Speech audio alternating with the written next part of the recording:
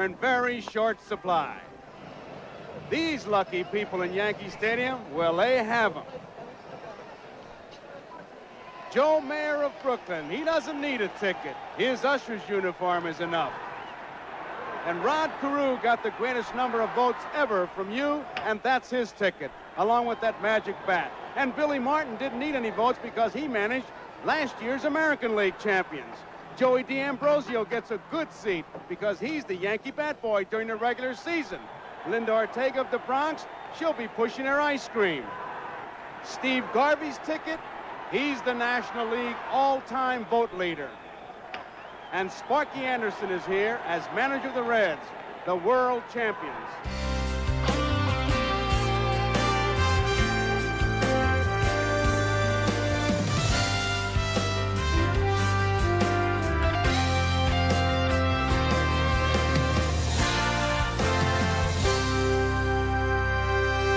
Welcome to a special Yankee Stadium Classic. I'm your host, John Sterling. Today, we bring you back to a special time in the Yankees and New York City's history as we present the 1977 All-Star Game held at Yankee Stadium. The stadium had been selected to host 4 All-Star Games in its 85-year history, including 1939, 1960, 1977, and 2008. But the summer of '77 was truly unique. The country was suffering from an economic downturn. New Yorkers were especially feeling the crunch. The .44 caliber killer had the whole city on edge during what would be remembered as the Summer of Sam. And to make things worse, the entire New York City area had been affected by a blackout that lasted for 11 dark days. If things seemed bleak, New Yorkers had one place of respite from their turmoil: Yankee Stadium. For the first half of the season, the team that came to be known as the Bronx Zoo never failed to entertain, and the world champion Yankees were well represented in the Midsummer Classic held at their home field. And so, just 5 days after the devastating blackout of 1977, on a day that peaked at 103 degrees, 56,683 fans packed Yankee Stadium, and an even larger audience tuned in to watch NBC's Joe Garagiola and Tony Kubek call the 1977 All-Star Game. Now, ladies and gentlemen, let's greet these great All-Stars.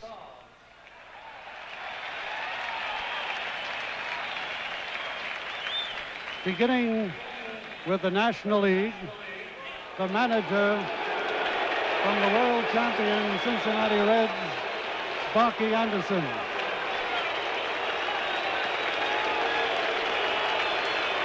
The National League coaches from the Los Angeles Dodgers, their manager, Tom Lasorda. From the Philadelphia Phillies, their manager, Danny Ozark. Batting first and playing second base from the Cincinnati Reds, Joe Morgan. Batting second and playing first base from the Los Angeles Dodgers, Steve Garvey. Batting third and playing right field from the Pittsburgh Pirates, Dave Parker. Batting fourth and playing center field from the Cincinnati Reds, George Foster. Batting fifth and playing left field from the Philadelphia Phillies, Greg Luzinski. Batting sixth and playing third base from the Los Angeles Dodgers, Ron Cey. Batting seventh and catching from the Cincinnati Reds, Johnny Bench. Batting eighth and playing shortstop from the Cincinnati Reds, Dave Concepcion. Batting ninth and pitching, warming up now in the bullpen from the Los Angeles Dodgers, Don Sutton. And now, here are the remaining National League All-Stars.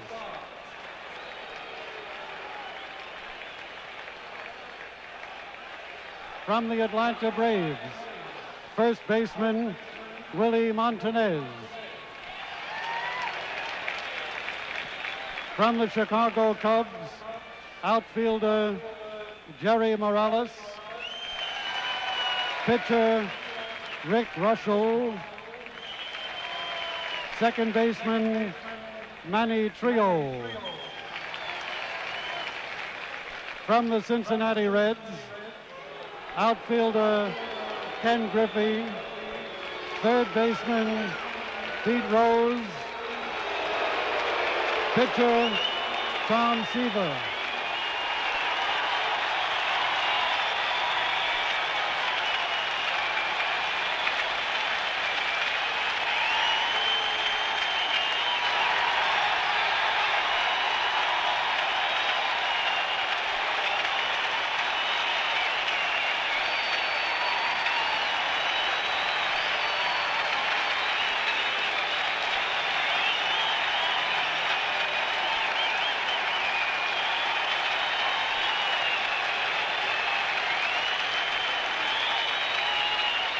From the Houston Astros, pitcher Joaquin Andujar. From the Los Angeles Dodgers, outfielder Reggie Smith. From the Montreal Expos, outfielder Ellis Valentine. From the New York Mets, catcher John Stearns.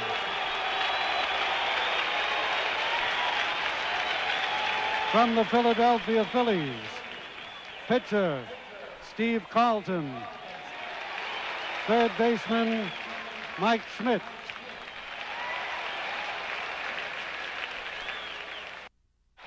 Gossage. From the St. Louis Cardinals, catcher Ted Simmons. Shortstop Gary Templeton. From the San Diego Padres, outfielder Dave Winfield. From the San Francisco Giants, pitcher Gary Lavelle. And the trainer from the Houston Astros, Jim Ewell. Now, ladies and gentlemen, let's greet the American League All-Stars.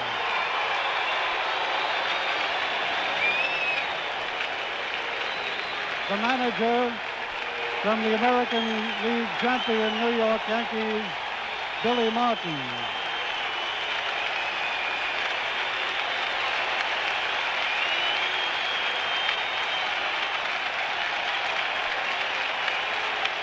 The American League coaches from the Chicago White Sox, their manager, Bob Lemon.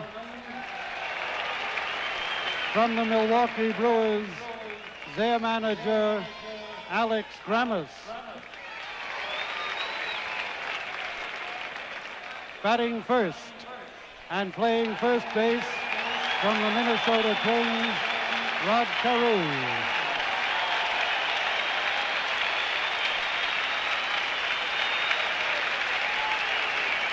Batting second and playing second base from the New York Yankees, Willie Randolph.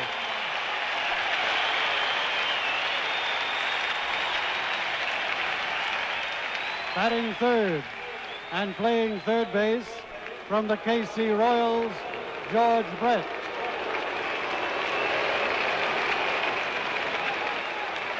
Batting fourth and playing center field from the Boston Red Sox, Paul Yastrzemski.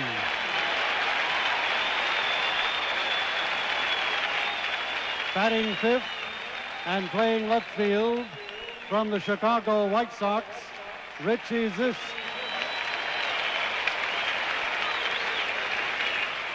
Batting sixth Playing right field from the New York Yankees, Reggie Jackson.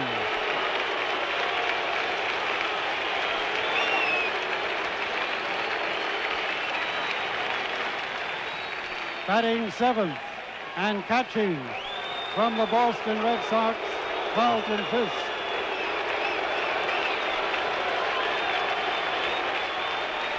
Batting eighth and playing shortstop from the Boston Red Sox, Rick Burleson.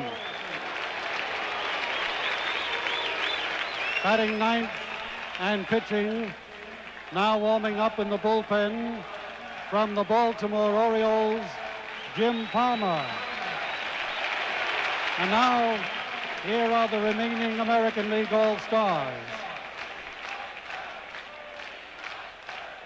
From the Baltimore Orioles, outfielder Ken Singleton.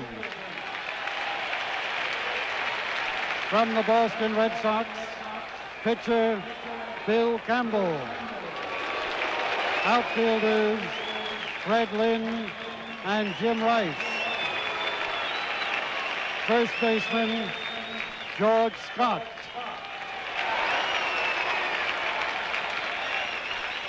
From the California Angels, pitcher Dave LaRoche.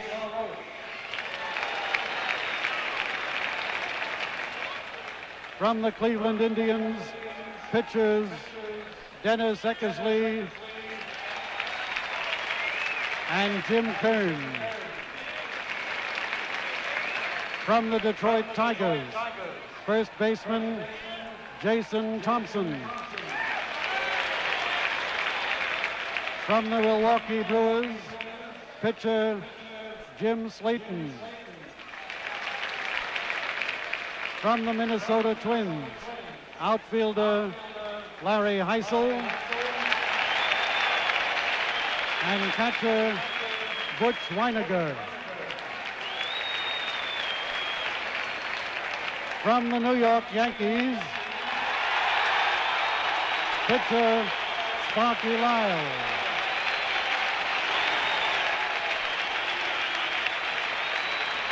Catcher Thurman Munson.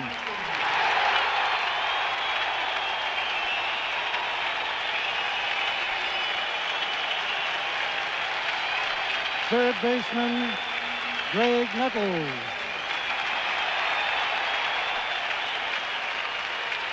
From the Oakland A's, third baseman Wayne Gross. From the Seattle Mariners, outfielder Rupert Jones. From the Texas Rangers, shortstop Bert Campaneris.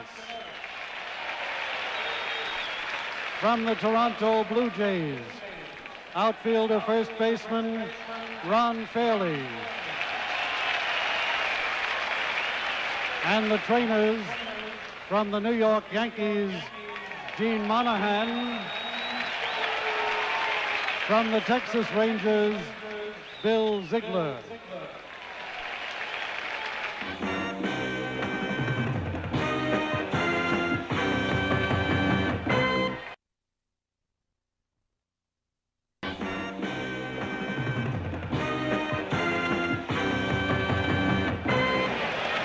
Joe Morgan will lead it off for the National League. And I'll tell you, one of the sights tonight would be if the ball is hit in between any of the outfielders, with Zisk not really a gazelle in left field, Yastrzemski limping in center field, and Jackson not exactly a gold glove winner. That ball may be hit in between them. He'll run for a week and a half, may have to catch a cab to catch up with the ball.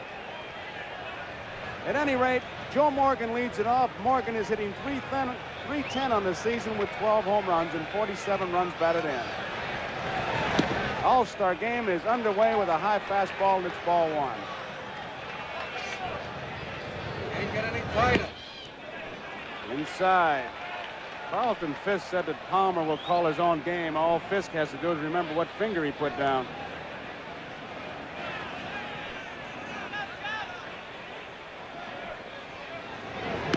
High, and it's ball three. He's thrown pretty hard. He was telling us before the ball game his arm's been tired. He has the amazing total of 188 innings pitched. up till this point. It's just past the halfway mark of the season. He said, my arm's been dragging. It doesn't look like it right now. There's a strike. He's popping that big mid of Carlton Fisk. 3 balls and 1 strike. Ball game just underway.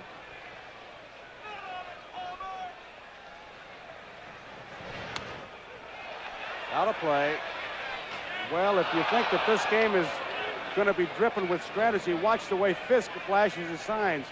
Just like on the playground, guys. 1's a fastball, 2's a curve. Uh-oh. That's deep. Way back there. Jackson near the wall. 1-0.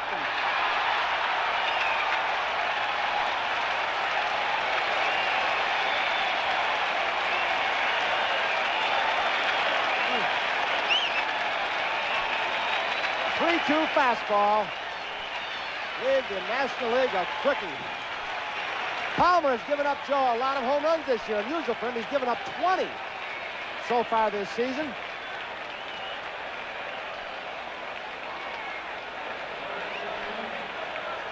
Well, the National League bench really going to him. Watch Reggie Jackson. Ball hit very high. Morgan ordinarily doesn't hit such towering home runs. They're more line drives. He got a lot of loft. Same short porch in Yankee Stadium. Did you see Reggie Jackson see that ball lean against that wall like he wanted to go to sleep? Strike 1. He's as if to say, here we go again, with the way they've been faring in all-star play. Steve Garvey hitting at .293 on the season with 22 home runs and 80 RBIs. I'll tip he had a good cut. Joe Morgan with that home run ties Frankie Frisch, Lou Boudreau, and Willie Mays for most times home runs as a leadoff batter to start a game. Last time that was done was 1965. 1-0, National League leads.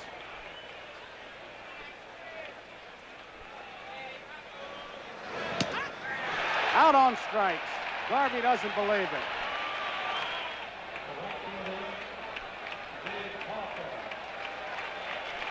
Jim Palmer has given up a home run to Joe Morgan. He struck out Steve Garvey, and here is Dave Parker, who in batting practice and infield practice had that bright yellow Pittsburgh uniform on.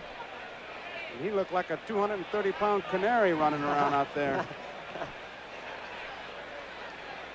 But he can hit.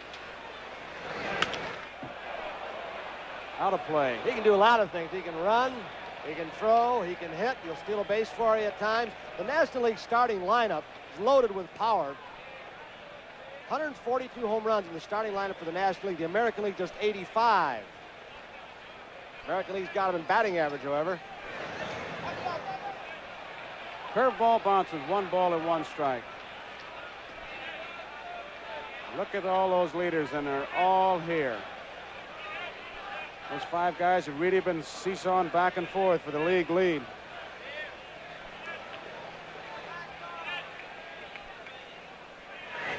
Whoa, outside, slow curveball.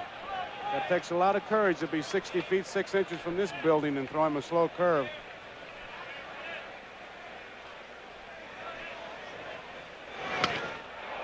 Base hit, left field. Parker is on. Joe, before the ball game started, we show the lack of experience, the double play counters. They have a lot of experience in the National League on the starting team. Parker's the only National Leaguer really who has not started in an all-star game. Never been in one. Well, he's off to a good start with that base hit, and it brings up George Foster. Foster hitting .316, 29 home runs, 90 runs batted in. He could go home right now and get himself a $100,000 raise. Both leading the league. 29 home runs and the 90 RBIs. In fact, it's leading the major leagues. Outside. 1 ball, no strikes. 1-0. Joe Morgan has opened his ball game with a home run into the right field seats. Parker can run.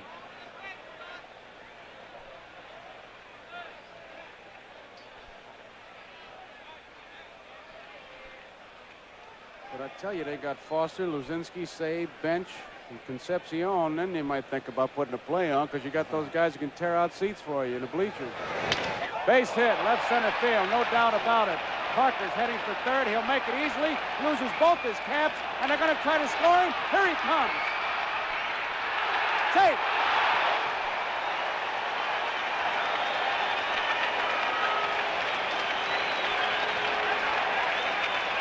Well, the American League was worried about their defense with Yastrzemski with a bad leg.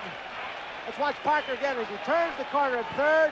That's Brett yelling as Lasorda waves him home. Burleson's relay throw. Good try by Fisk on the one-handed tag. Just not in time.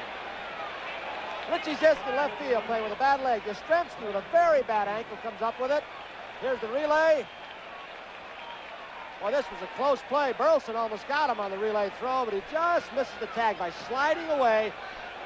He made it for the National League. I think they lost the play, Tony, on Yastrzemski's relay. He didn't have a whole lot on it, kind of an infield fly he threw to Burleson. Yastrzemski with that bad foot had to hurt him, and it's a 2-0 lead. Luzinski takes it high, ball one. This National League, they're starting out early. They got some gunners, they got some wreckers.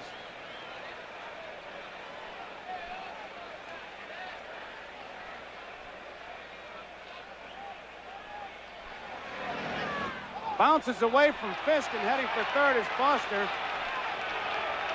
It's a wild pitch. This telecast is presented by authority of Major League Baseball, is intended solely for the private, non-commercial use of our audience. Any publication, reproduction, retransmission, or other use of the pictures, descriptions, and accounts of this game without the express written consent of the Commissioner of Baseball is prohibited. Billy Martin not taking any chances. He has very hurriedly gotten somebody warmed up from the Cleveland Indians, Jim Kern.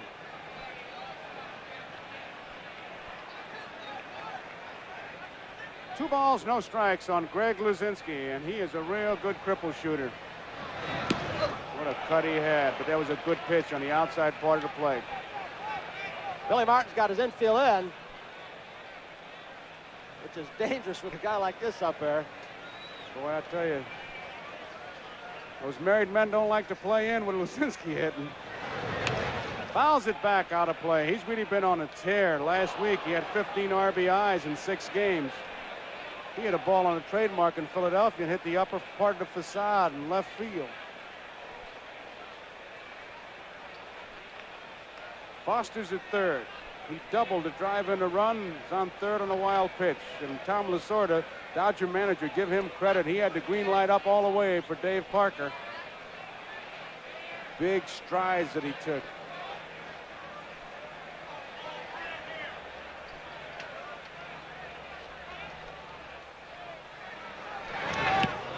Curveball stays inside. 3 balls, 2 strikes as we look at our shot with a handheld camera. Gives you a pretty good idea of the defense on the left side for Greg Luzinski on a full count.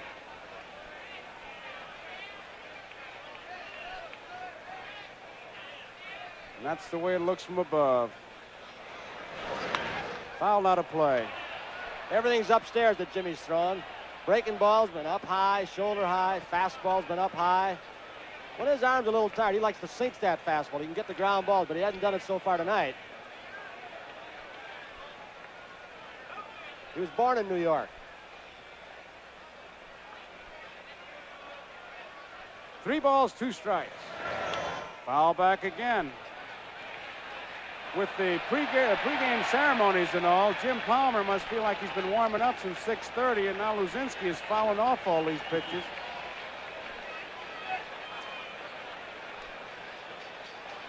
Three balls, 2 strikes, 1 out. 2-0.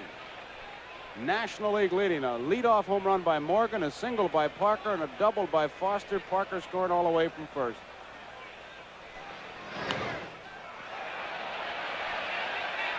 One-on-one. Jim Palmer's never been a big strikeout pitcher, but he's always been able to get the strikeout when he needs it. These are the kind of situations when he gets a little extra on his fastball. He just hasn't been able to do it tonight. He says the DH caused a lot of wear and tear on pitchers' arms. Pitching those tough innings, late in ball game, not being taken out. Deep to right field. Reggie Jackson's going back near the wall at bye-bye. Home run.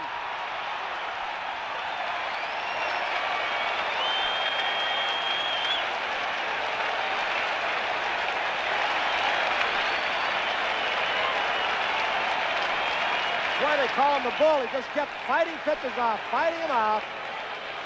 Let's see where that ball was. It looked like it might have been in on him. He just hung with it. He is so strong, he just muscles the ball out of the ballpark. And that short right field is making it look like a little bandbox. Here's Ron Cey. I tell you, you could hit a singles in his national lineup and you'd be stopping a rally.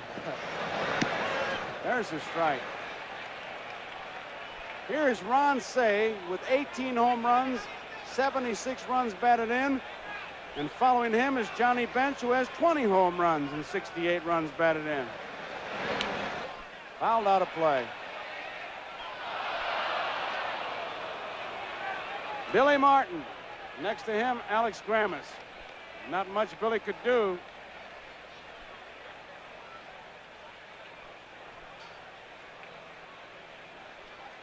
Two strikes to count. Ron Cey out on strikes. So it's been strikeout or no count. And there is Sparky Anderson as he says, hey, Steve, take a look at the camera so the folks can see you. Steve Garvey. The old rally stopper, he struck out. He's the guy who did it. First time a team has hit 2 home runs in an inning in an all-star game. 10th time. Palmer says, I'll try something different. A big, slow curveball to Bench. 1 strike. Another one. Johnny Bench way out in front of it. You see Bench grinning from way up here.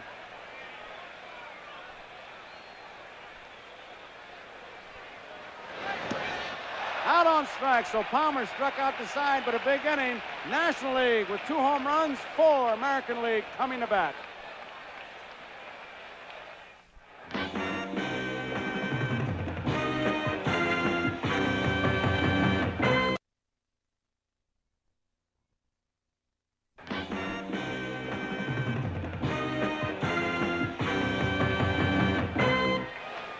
Well, Don Sutton has himself a 4-0 lead, Tony. Well, Johnny Bench, his catcher. We asked Johnny Bench the same question we asked Fisk. Anything different about catching somebody you haven't caught during the regular season? Here's Johnny Bench on Sutton. Having faced Don, I basically know what he's going to throw. I still would like to go down in the bullpen before the game, but it's a little too far from the dugout here in the Yankee Stadium in order to go down there and loosen up. I'm just going to ask him about his breaking balls, if he's going to do anything special or throw one harder or one bigger, and basically let just my experience win out over the rest of it. Johnny Bench talking about Don Sutton, who made a little bit of news at the luncheon the other day when they were talking about Sparky Anderson. It's a tongue-in-cheek job, but I think he got the message across. They asked Sparky Anderson about Sutton starting. He said, well, they're 9.5 games out in front. He deserves it. Says, why not pitch Seaver? And Sparky starting into an answer, and Seaver said, and Sutton said, he wants Seaver fresh for Thursday. Who's he kidding? And, of course, Sparky laughed, but there might have been a grain of truth in that. But at any rate, Sutton fires a strike on Rod Carew. And it's almost a cliche, but this is baseball's purest hitter right here. 1 ball, 1 strike. Ron Cey, the third baseman, up in on the grass for Carew, who can just fly and is about as good a bunter as you could have. He can lay the ball wherever he wants to. Right back to Sutton. Easy out. 1 out. Brings up Willie Randolph, who should get a big hand from this partisan crowd here.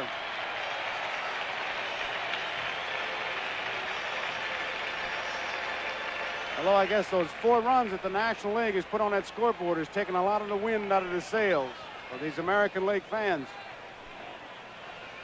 4 Ks. Willie Randolph.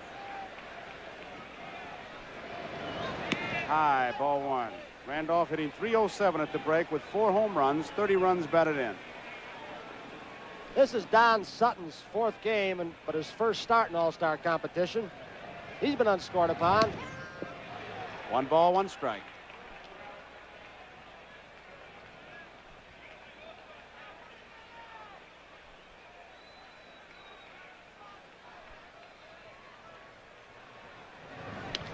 Fouled out of play. Every time Don Sutton pitches, they accuse him of cutting the baseball. In fact, Sparky Anderson, last time in Cincinnati, was going through a whole big thing. But looking at the balls, and he said somebody's cutting them. But I tend to doubt that he'll do it tonight, if he does it at all. Yesterday during the workout, Sutton went over and got a new American League ball and scuffed it up right over Lee McPhail's signature and sent it to Sparky. He said, Sparky, boy, that was a good fastball. Struck him out. 2 outs. He said, Sparky, look at this. It works on American League balls, too. Get me a load of sandpaper. 2 outs.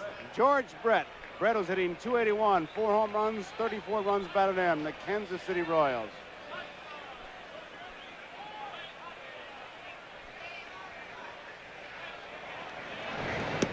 Takes inside. He hit the big home run in the playoffs. It looked like it was going to do it for Kansas City, and these Yankee fans here tonight remembered it, and they booed him, but I think more out of respect than anything else. That was low. Whereas the National League sent up a load of power hitters in that first inning, we've got a bunch of singles hitters, spray hitters, all good hitters, obviously. But they all spray the ball around, don't hit for power. Take them a little while to build up 4 runs on the scoreboard with them coming up there. 3 balls and no strikes.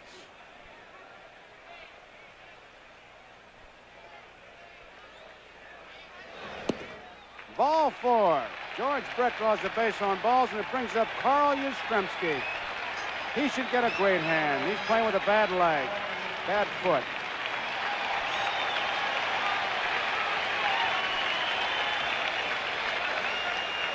You got to show a lot of respect for Yaz, because right up until game time, Billy Martin was trying to talk him out of play. He said, listen, you can't run. You may hurt yourself. And Carl said, I'm getting at least 1 at bat in. I want to play. Lines it foul down the right field line. I think of everything I've heard and read, Yastrzemski said it best, because he simply says, for one day, different guys from different teams get to pull together as a team, and that's kind of nice. 1970 was the year he remembers. He got 4 hits off people like Seaver, Gaylord Perry, and Bob Gibson. The curveball hung outside. Keeps making quotes like that, he's going to become my favorite Polish philosopher. Listen, when his name ended in I, he was your famous Polish philosopher. Way outside. 2 balls and a strike. 2 outs. George Brett's at first. National League is leading 4-0. We're in the bottom of the first.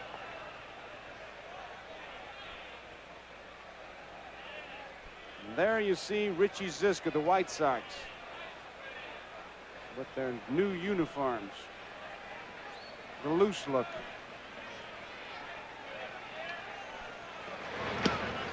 Outside, 3-1. Yastrzemski takes a look at third base coach Alex Grammons, but you know he's hitting. Alex, Milwaukee manager. Bob Lemon, White Sox manager, coaches at first.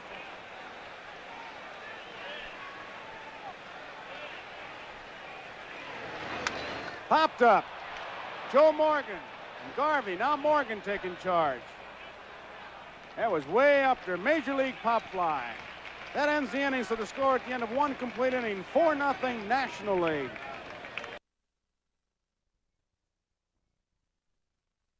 New York live from our Goodyear blimp over the horrors of the blackout. And maybe for a couple hours, baseball doing what it should do, take your mind off your problems. Although Jim Palmer in that first inning had some problems as the National League really jumped on him for 4 quick runs, although he ended up striking out the side. Dave Concepcion leads it off, followed by Don Sutton and Joe Morgan. Fisk puts down number 1, and there it is, a high fastball.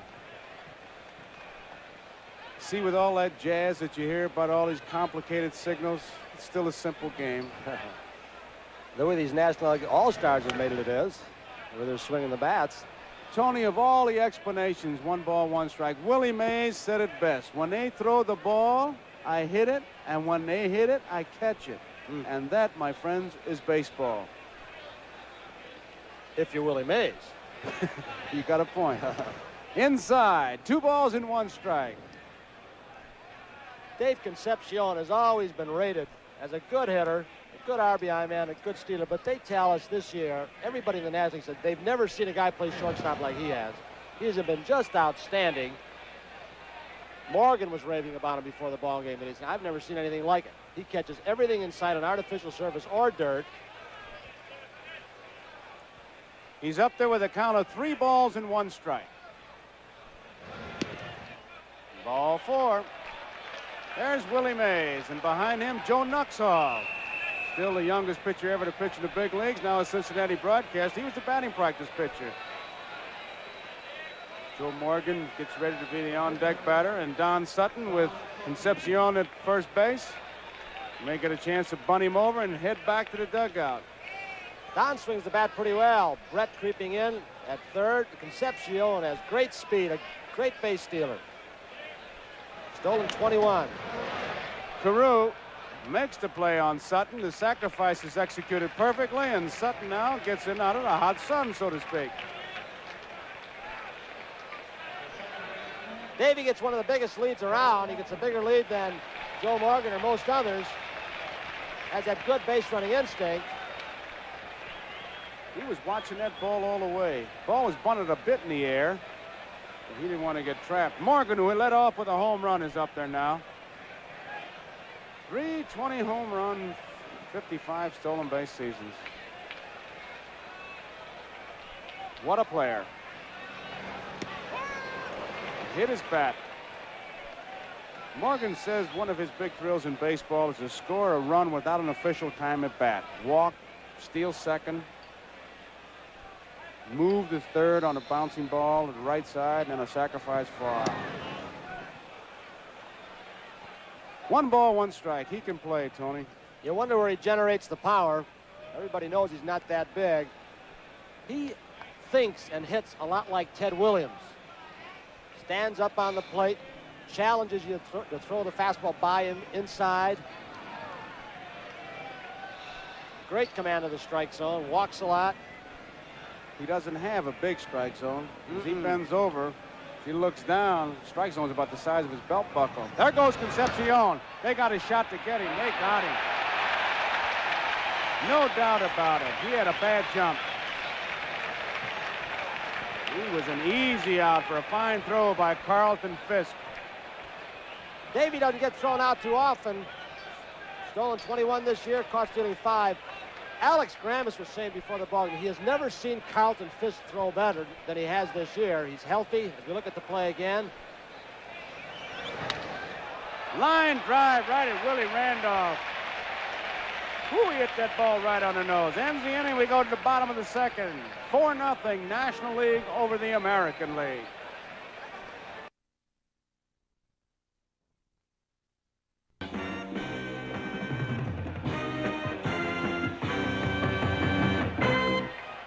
Bottom of the second inning. Don Sutton will be facing Richie Zisk, Reggie Jackson, and Carlton Fisk. 10-4 for Don Sutton.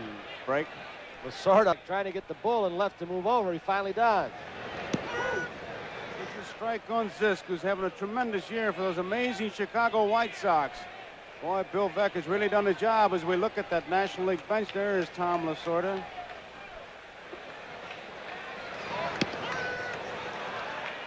Two strikes on Richie Zisk. Reggie Jackson is the on-deck battle. It'll be interesting to see the reaction he gets. In the pregame introductions, I thought there was a little bit of a story in the introductions. 2-strike pitch to Zisk. Did he go around? Ask him. Struck him out, says Doug Harvey, the first base umpire. He said he went around. 1 out, and it brings up Reggie Jackson.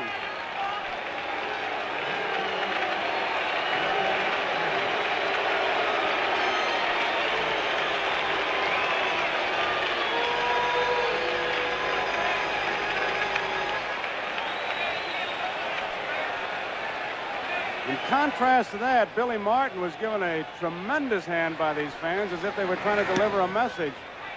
Jackson has been playing under a tremendous amount of pressure. I'm sure you've read all the stories as he takes a strike on the outside corner.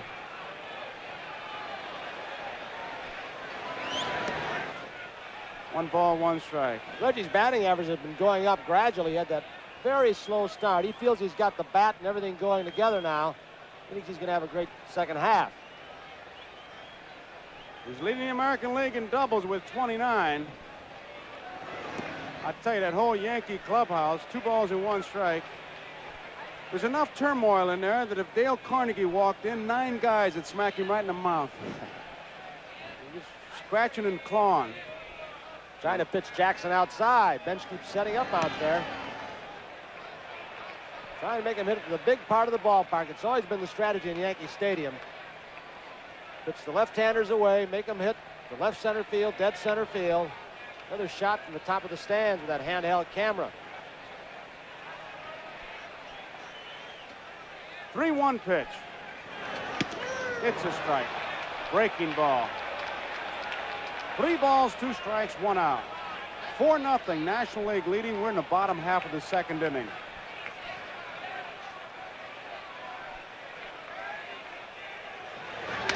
Up the middle. That's going to get through. A base hit for Reggie Jackson. They turn a few boos in the chairs, isn't it? That's the way to do it. When you do it with the bat and the glove, it changes in a hurry. Jackson is on. It brings up Carlton Fisk. The boos you hear, I'm sure, is an outgrowth of the friendly rivalry between Carlton Fisk and Thurman Munson. They've had a battle ever since they've been in the league. Who is the better catcher? The Red Sox fan says no doubt about it, and the Yankee fan says no doubt about it.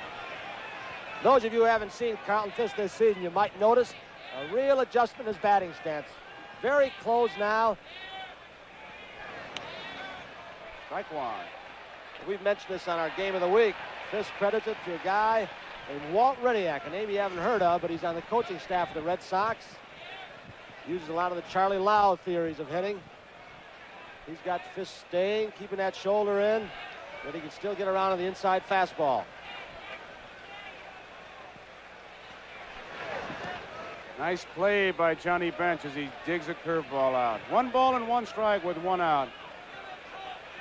5th time Fisk's been on an all-star team.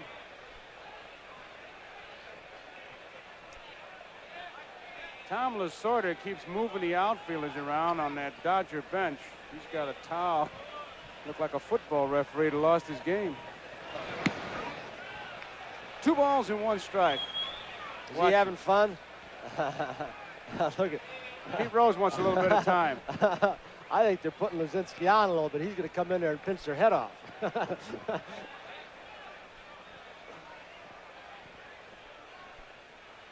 2-1 pitch. There's his strike. 2 balls and 2 strikes, 1 out. And there's the American League bench.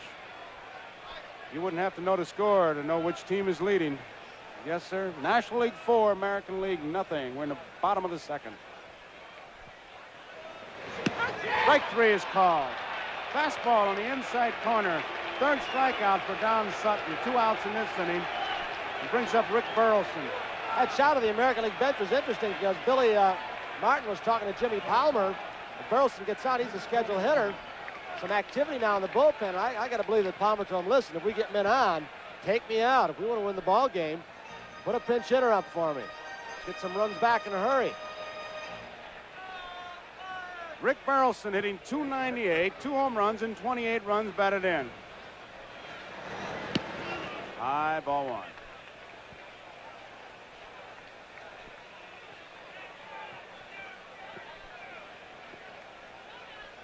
Burleson 5th in hits in the American League this year. Way away from that plate. Straight away center field. Foster's going back, and makes the grab. He misjudged it for a minute. Hauled it in. That ends the second inning. So at the end of 2 complete innings, National League 4, American League nothing.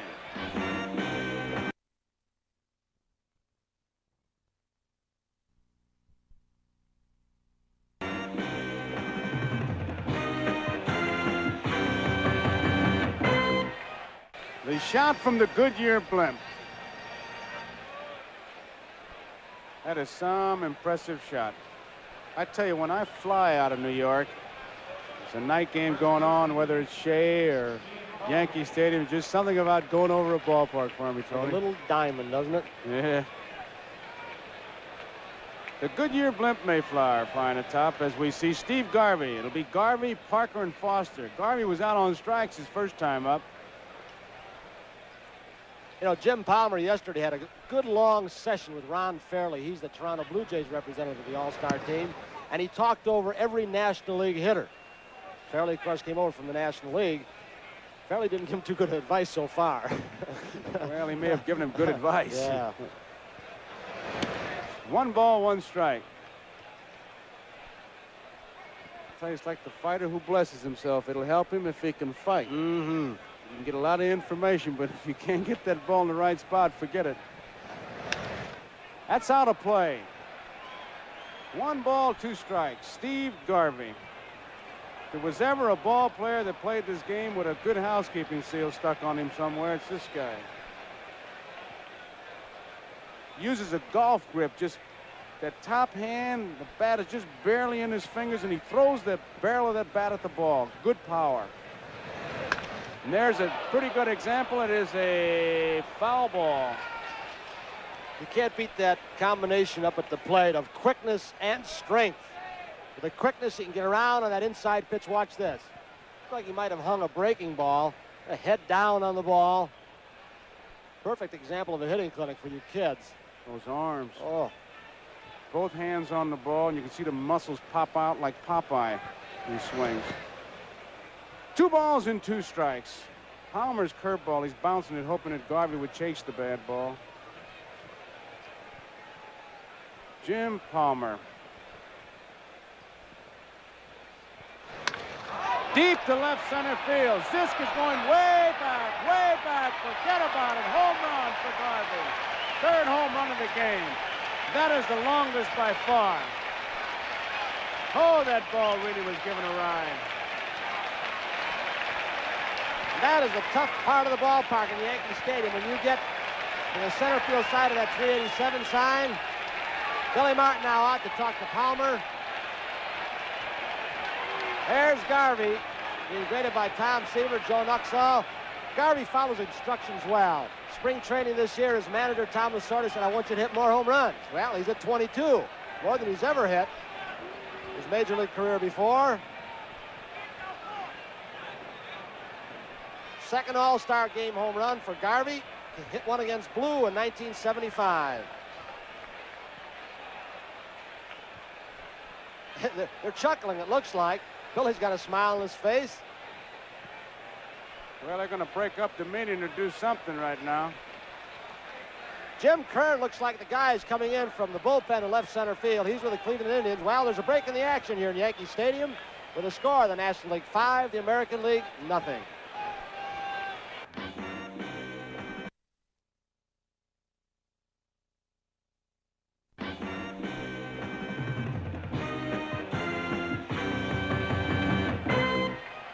Well, Jim Kern now on for the American League All-Star team, and Billy Martin, we asked him before the ball game today what his plans were as far as managing this All-Star game.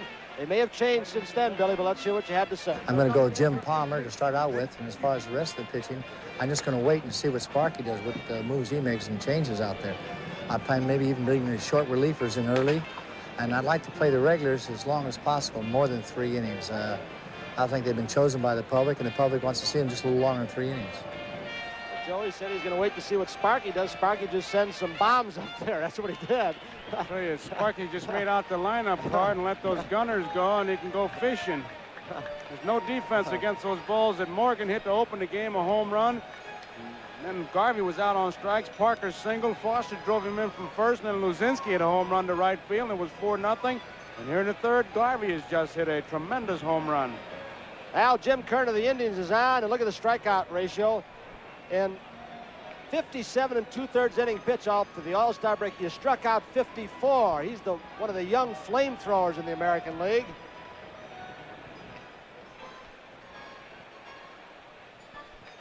He's a big guy, 6'5".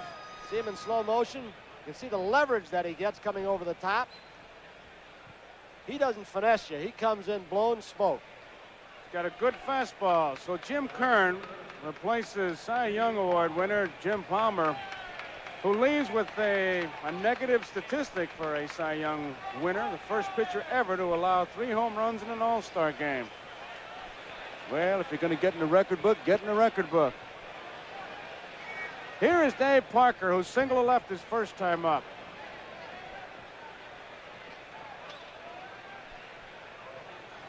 .6'5", 230, big man. He just threw it right by everybody. Shades of Ryan Duran. Carlton Fisk reached for the ball when it was 3 feet by him. Look at this. You talk about a good fastball. Go get it, Pudge. That's Fisk's nickname. He never did get the glove up there. 1 ball, no strikes. Another fastball. 1 ball, 1 strike. It's one of the fun parts of an all-star game when you get the free swinging good fastball hitter, which Parker is, against a hard thrower like Kern, which he is. Match strength against strength. 2 balls and 1 strike. I tell you, Fisk has got a new glove he wants to break in. He ought to go get it. In about 2 innings, this kid will break it in for him.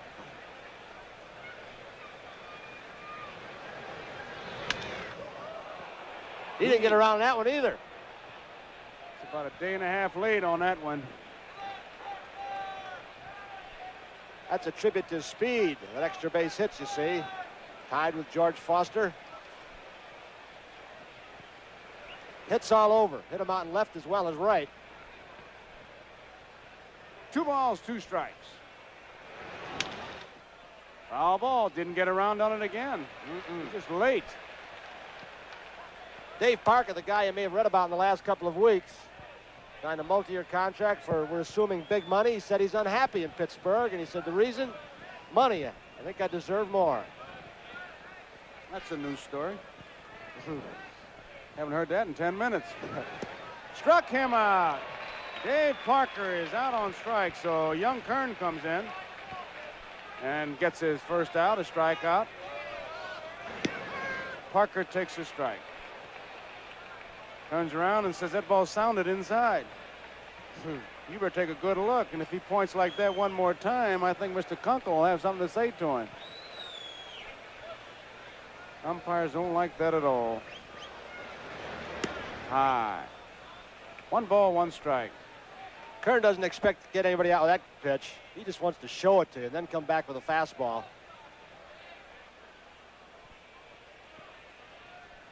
National League 5, American League nothing.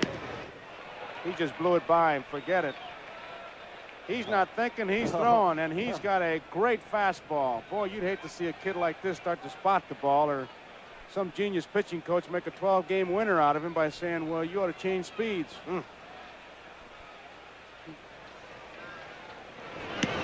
Just blew it by him. I like to watch the expression of the hitters as they go back and tell the hitter coming from the on-deck circle what he's throwing. You can tell him what, but how hard you can't tell him. You can say hard, but how hard is hard? He is smoking. Well, he has kind of gotten that National League bench a little bit subdued there now as we look at it. Sutton and Garvey, and he must have said something that broke nuts all up, because Kern out there with 2 strikeouts now faces Luzinski. Ball 1. You can hear the crowd react with his kid's fastball. Just listen after he throws this, if it's his good fastball. You'll hear it hit the mitt.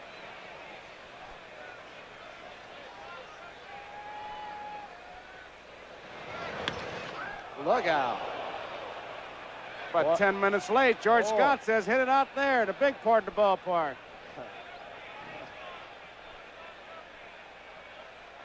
And everybody that was on the far end of the bench is moving towards the runway. 1 ball, 1 strike. Listen to this ball hit that mitt if he throws that good fastball and gets it by Luzinski.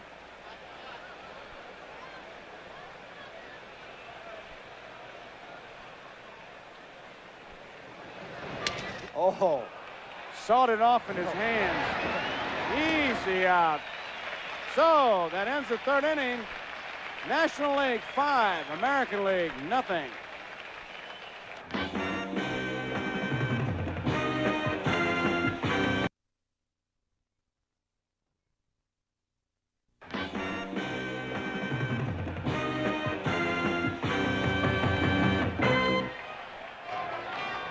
A handheld camera all over this ballpark.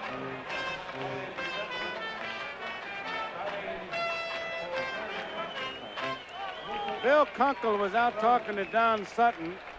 I don't know, every time that Sutton pitches, umpires go out to talk to him. In fact, he put a little Band-Aid on her one day, and they were going to make him peel it off. There was a message on there, "Ooh, you caught me." As we look at Rupert Jones of the Seattle Mariners.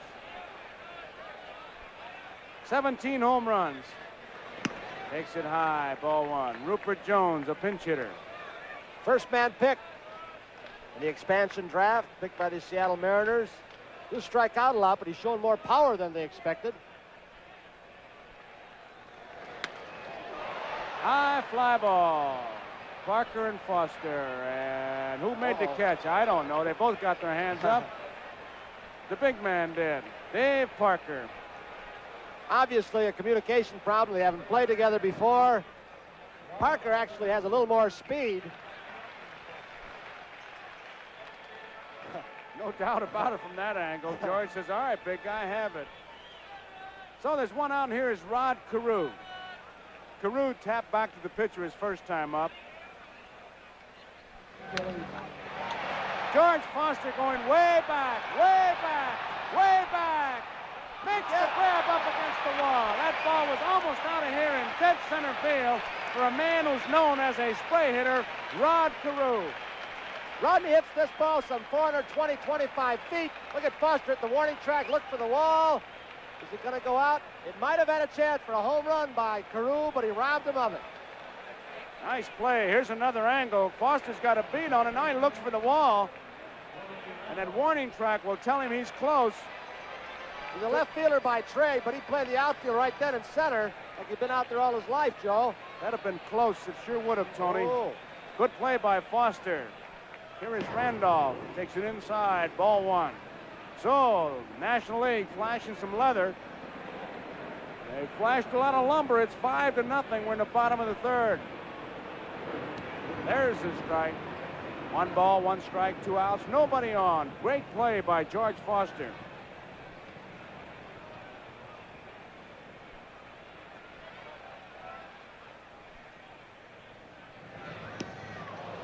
May have chased a bad ball. 1 ball, 2 strikes. Randolph was out on strikes. And the 3, National 5, American League nothing.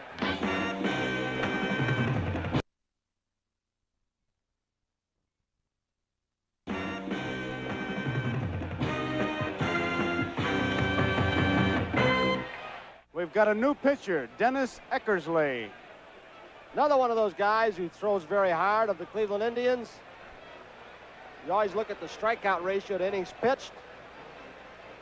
See Eckersley from every angle you can imagine. And if need be, we may show you one from right directly above from the blimp. But he is struck out in 155 in the third innings, 119. He's got a funny motion, Joe. If you're hitting against a guy like him, it's disconcerting because when he toes the rubber and gets ready to take his sign, he's actually looking toward third base, or he's facing that way. I love these conversations. 1's a fastball, now 2's a curve. No, I don't throw a knuckleball. I don't have a fork ball. And 3's a slider. I might change up on my fastball. Okay. There's a shot of the stands as a Yankee fans, they're ready. Great. Great. Ron Say was out on strikes his first time up is up there, and watch Eckersley come from around third base. Strike 1. Eckersley's first All-Star game. He's the man who this year pitched a no-hitter against California.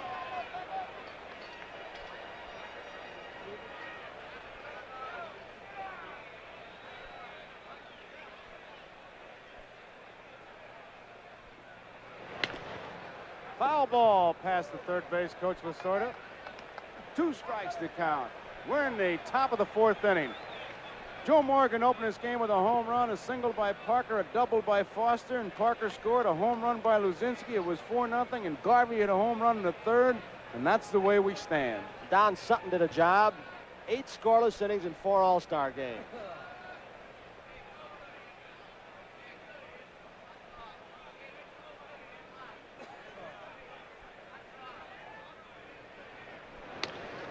Whoops, he bailed out. Randolph has an easy out.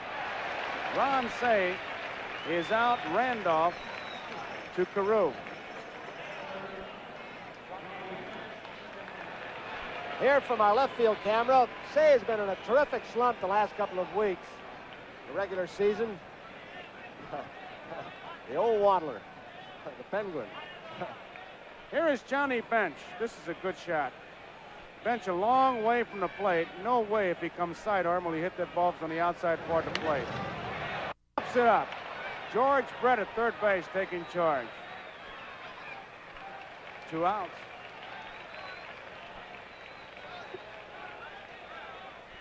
Joe Cronin, who has only missed 1 All-Star game, 1942, as either a player or as a spectator. He has seen it there as a playing manager, shortstop with Washington,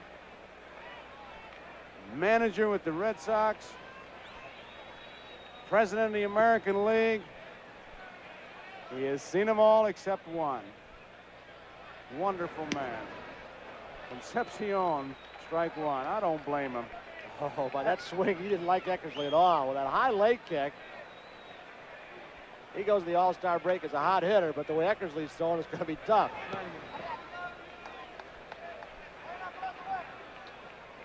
One ball and 1 strike. Palmer started. Kern came on. Now Eckersley for the American League.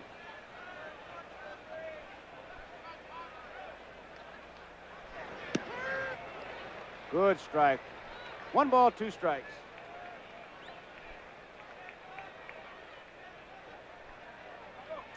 Concepcion should get on. Reggie Smith will be the pinch hitter. He won't get on. Eckersley, easy out. 3 up, 3 down. We go to the bottom half of the 4th inning. National League 5, American League nothing.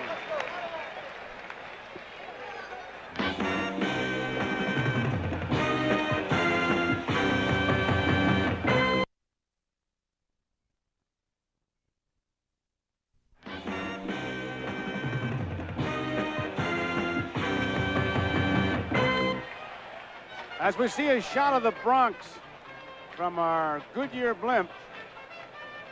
A hot, muggy night here in New York. We've got some changes. The new pitcher, Laval. There you see Winfield. He has gone in to play left field, replacing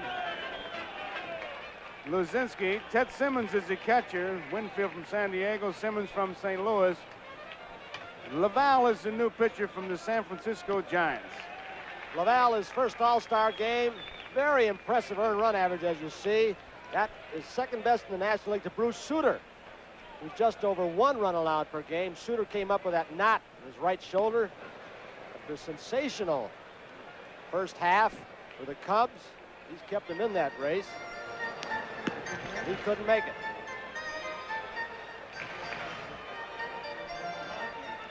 Laval will be facing Brett, Yastrzemski, and Richie Zisk. Winfield bats in the 5th spot. Simmons bats in the 9th spot. Laval will bat 7th.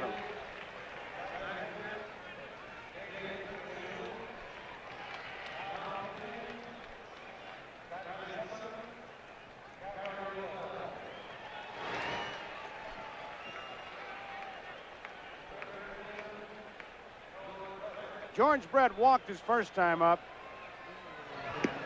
High, ball 1. There you see the governor, the gentleman in the blue tie. Big sports fan, Governor Hugh Carey of New York. Fly ball, left field, Winfield going back. Makes the play easily. Boy, he's another big guy. I'll tell you something. Before the game, he and that Dave Parker were running in the outfield together.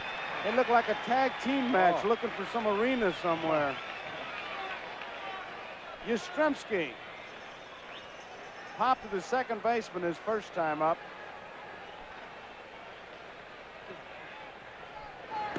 Outside, ball 1.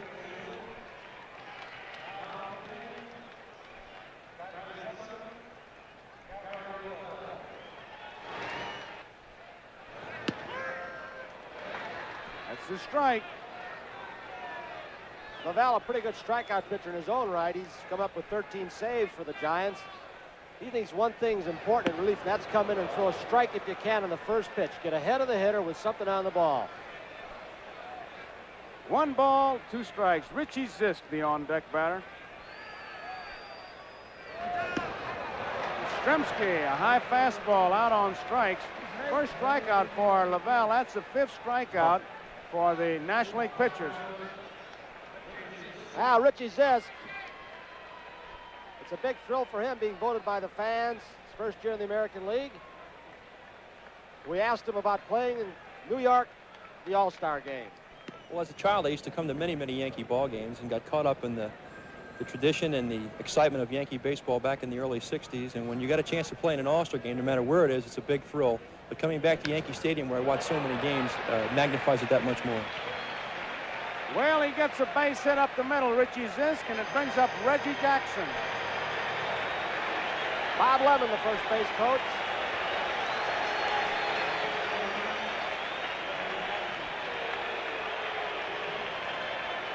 Jackson single to center field his first time up. National League 5, American League nothing. We're in the bottom of the fourth. 2 outs. Ball 1. Boy, since the 2 Cleveland pitchers came in, Eckersley and Kern, and now Lavelle, the hitters have been a little bit overmatched. Kurt was blowing the ball by some of them. It's outside. 2 balls and no strikes. I'd like to bat left-handed against him with that knee kick, where he comes from 3/4 or the side.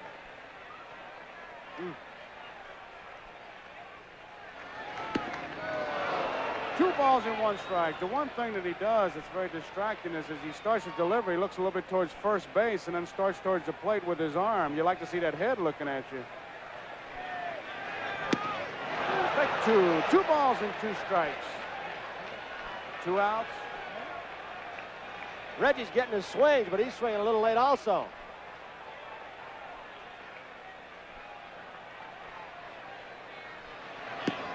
Outside. 3 balls, 2 strikes. 2 outs, so Richie Zisk will be off and running. Pick up about 5 steps. Struck him out. That ends the inning, so at the end of 4 complete innings, it's National League 5, American League nothing.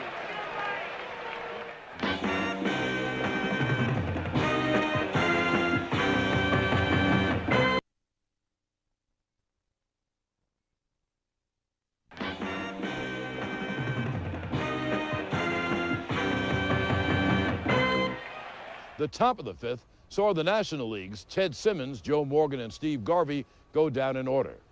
Carlton Fisk, Rick Burleson, and Larry Heisel came up to bat for the American League in the bottom of the 5th. Well, Tom Seaver's back in New York. First time since he was traded. He's warming up. Strange in a Cincinnati uniform, but he's warming up for the National League. Willie Montañez of the Atlanta Braves has gone in to play first base, replacing Steve Garvey, hitting in the number 2 spot. Lavelle's first pitch to Fisk. Boy, and I One ball. I don't know who hasn't seen him, Tony, but that Montanez is a treat with that glove. He really flips that ball around. I love to watch him play. He puts on a show. Fouled off out of play. 1 ball, 1 strike. 12 strikeouts in the ball game. Each pitching staff has 6. That little stat there will tell you something about Fisk. He's got a little bit better speed than they give him credit for. And I don't want to say as a catcher, Joe. But 1 ball, 2 strikes. But Fisk, second in the league in runs scored. 1 ball, 2 strikes. We're in the last of the 5th. The National League leads 5-0. Too high, 2-2. Simmons is one of those catchers who likes to just sit on that outside corner, likes to give that pitcher all kinds of room as far as the target. He'll just barrel in on that outside corner. He threw him a slider and Fisk pops it up. Concepcion, the first out.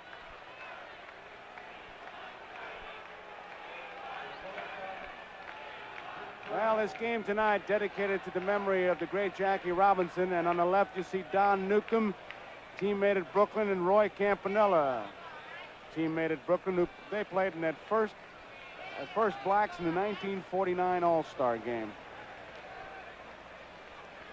Rick Burleson hitting 8th, fouls this one out of play. 1 strike. National League with 5 hits. American League with 2. There from the blimp, Yankee Stadium.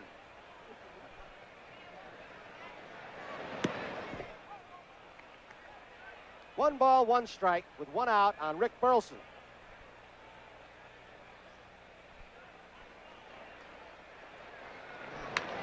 Ground ball over the head of Laval, but Davey Concepcion with that great range takes a hit away. He just glides over. He covers a lot of ground. He really does, boy. What you need on an infield is an eraser. You make a bad pitch, you need somebody to erase it. Look at him just glide over there and just routine ground ball. Easy play. Well, Venezuela seems to produce a lot of oil. There's Martinez giving it a little act. Venezuela with a lot of oil, but also some shortstops. Carrascal, Aparicio, and Concepcion. Larry Heisel leading the American League in RBIs with 82. Munson is second with just 68. He's going to be the pinch hitter for Eckersley, the pitcher. He has been overlooked, underrated. Some accused him early in his career of being too outspoken. He's a very quiet, intelligent young man who can hit and play this game. 1 ball, no strikes on Larry Heisel. Gary Laval, the pitcher. 2-0. You would think, Tony, as far as he is from that plate, that he would never be able to reach the ball in the outside corner. He is strong. He hits best when he hits left center, right center field.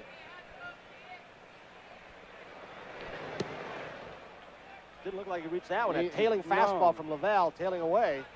From the center field angle, you can see how far he is away from the plate.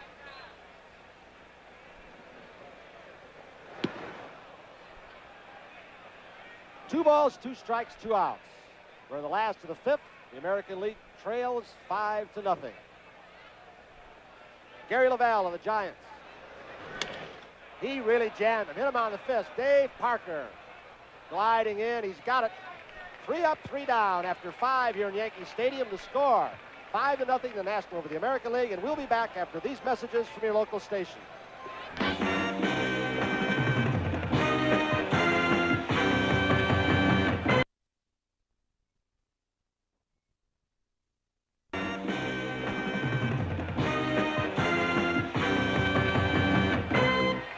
All right, we're back in Yankee Stadium, the site of the All-Star game of 1977. Bert Campaneris, the new shortstop. The Texas Rangers, there's the new catcher for the Minnesota Twins, the youngster Butch Weiniger, the switch hitter. And a new pitcher, Dave LaRoche of the California Angels. He started the year with the Cleveland Indians.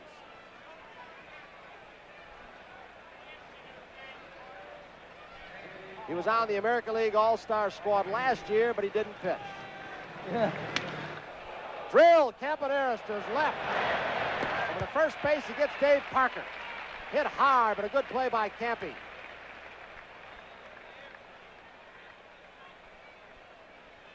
To bring up George Foster, hitting in the cleanup spot for the National League All-Star team. Foster has singled and struck out. What a fantastic RBI season he's having so far. 1 ball to George Foster. Last year, about the middle of August, George Foster tailed off quite a bit, but he said it's not going to happen to me this year. I'm putting the first half of the season behind me. It's a whole new year. Rhodes throws it right by him. That got Kunkel. That got Kunkel. That's one of those real cavity rattlers.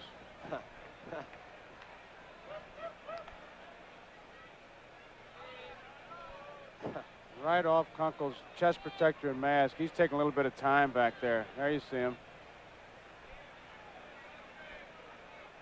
It's kind of like the pitch that Eddie Sudol got hit by with, and they thought he had a fractured collarbone, but I guess he's all right.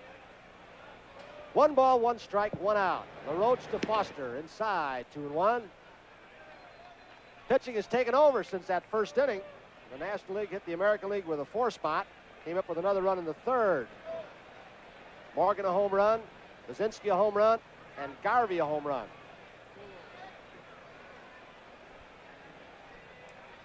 Two and one out.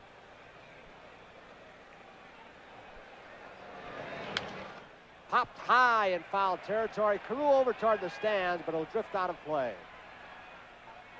2-2. Say, the scorecard looks very neat, Tony. 5 hits for the National League, 2 for the American League, but 4 of those National League hits came in the first inning. So outside of that first inning bombing that Palmer took, it's been quite a ball game. Those Cleveland kids came in, and they just sprayed that bat rack with termites. Wow. 2-ball, 2-strike count on George Foster. Hopper foul. Tommy Lasorda, who's got his Dodger ball club way ahead of Cincinnati. The Western Division National League. Mr. Positive. 9.5 game lead. Wonder if he thinks that's comfortable. Hit off the fist. Brett into foul territory. Signals fair to Carew. 2 outs. Long throw, good play by Brett. He really balanced himself and gunned it. Watch him set himself. He didn't hurry it at all. He gets ready and he just guns it. Rod Carew, a product of a very famous high school, Washington High. Dr. Henry Kissinger came from there. Our producer, Roy Hammerman. Got to get Roy's plug in, don't we? Dave Winfield. One of the strong young giants, was drafted in 3 professional sports: basketball, football, and obviously baseball. He replaced Lazinski, who had hit a home run and grounded out. 1 ball, no strikes. 2 outs. Dave LaRoche on the mound for the American League.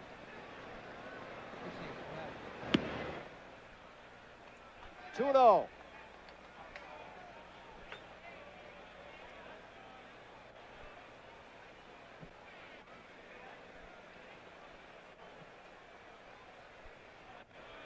The pitch Winfield wants right here. He's looking for something. He can go downtown. He fouls it out of play to kind of go to 2-1. The man behind the plate from the Minnesota Twins, and switch hitter Butch Weiniger, became the youngest player ever to play in an All-Star game last year. This year, Templeton of the National League squad, the youngest man on either glove. Boy, did he have a cut. 2 balls, 2 strikes.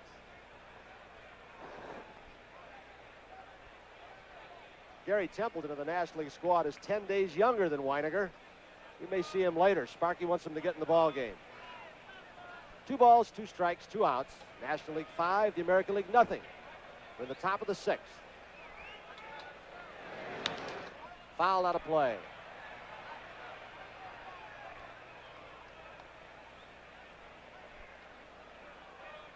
That's one of the better kept secrets, that he's second in the National League in runs and hits, 114. One of the reasons being, he himself says, at San Diego, he never makes the box scores in the Eastern papers. So I'm really one of those guys who could go on What's My Line and stump the panel. He can run, he can throw, he obviously can hit with power. And he signed a contract a short while ago, and he looks like he's going to be a happy ball player. 3-2. The Dave Winfield.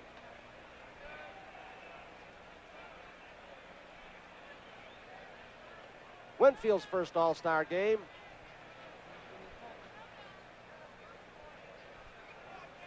LaRoche 3-2 pitch. Foul out of play again. On deck hitter, the Dodgers' Ron say, that's Mike Schmidt in the background, who came to the All-Star game. He's had a broken finger. He doesn't swing the bat well, but he said, I can play defense, I can pinch run for you. LaRoche's 3-2 pitch again to Winfield. Hit to right field. Sounded like his bat broke, but he drives Rice back to the wall. He dropped the ball as he bumped the wall. Winfield, hustling, goes into second base. That bat sounded like it shattered and carried to the wall, Joe. That's when you're strong. Looked like Rice had it all away, plenty of time. Should have caught that ball. Hit the heel of the glove, and it was jarred loose as he backed into the wall. They give him a base hit, but I tell you, Christmas comes early. That ball should have been caught. No way. No way what? Caught or hit? It's got to be there. I agree with you. Oh, yeah. They give him a hit. He should have caught that ball. Well, the official scores in this ball game, the Cincinnati Post and president of the Baseball Writers Association, Earl Lawson, Red Foley of the New York Daily News, and Ken Nigro of the Baltimore Morning Sun. To bring up Say with Winfield in scoring position, 2 outs. National League leads 5-0. We're in the 6th. Good fastball.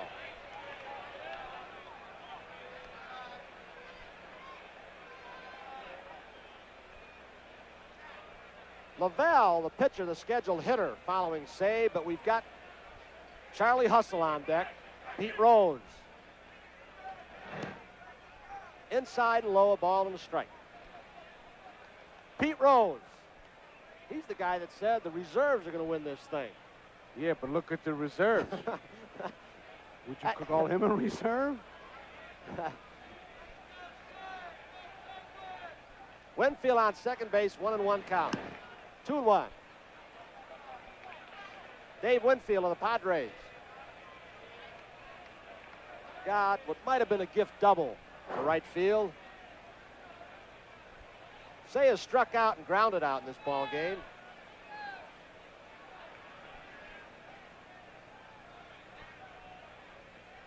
Two and one pitch. Goes 3-1 on Say.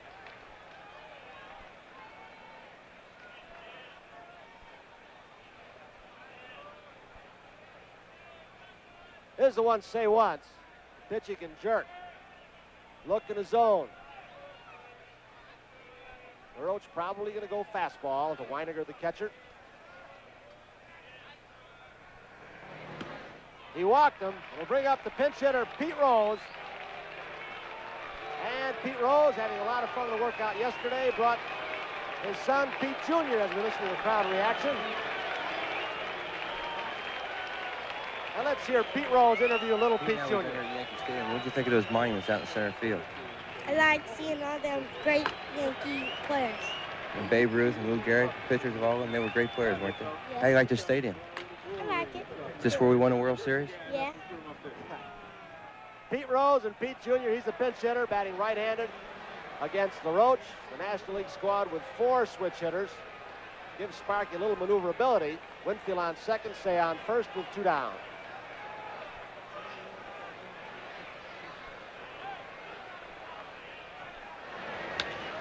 He goes after the first pitch. It's a high to right field. Jimmy Rice. Whoa, he had a little trouble, but he gets it. So LaRoche pitches out of trouble. We'll go to the last of the 6th. 5-0 National of the American League.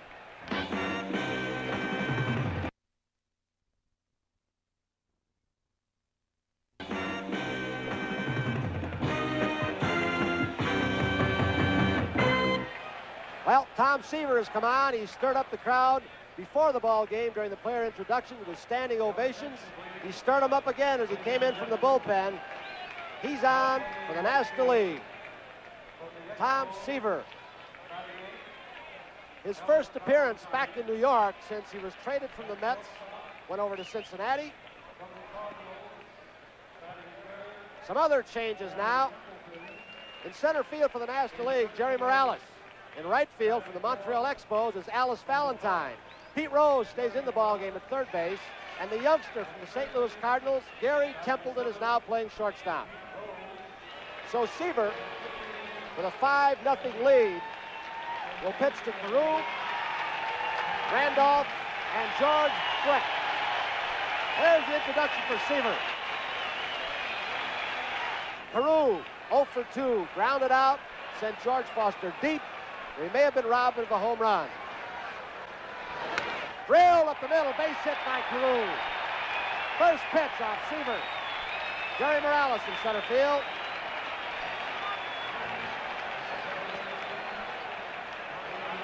We'll bring up Willie Randolph. He struck out 2 times.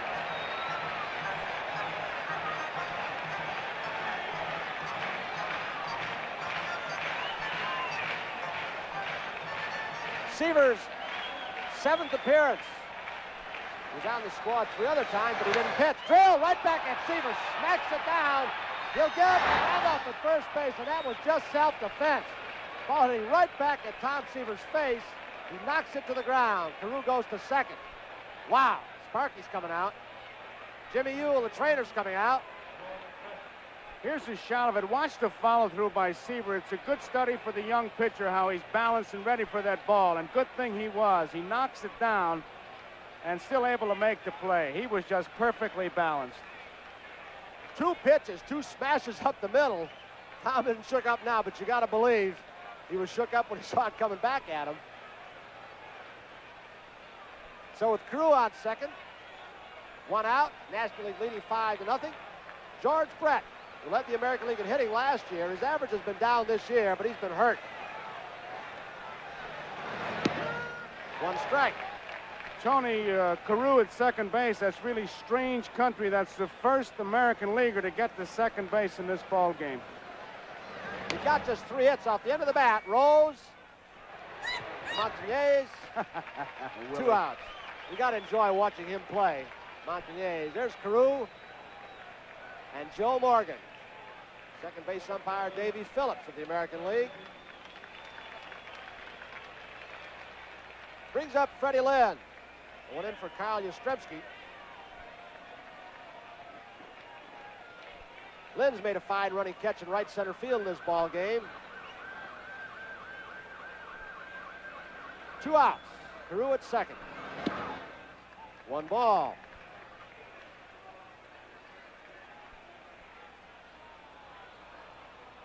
Take a look at Seaver from that center field camera holding Carew. 2 balls, no strikes on Fred Lynn. Richie Zisk on deck for the American League. Fouled out of play. For the National League, 5 runs, 6 hits, no errors. There's Zisk. Born in Brooklyn. He has helped make that White Sox hitting attack. 2-1 to Lynn. Seaver throws it right by him, 2-2.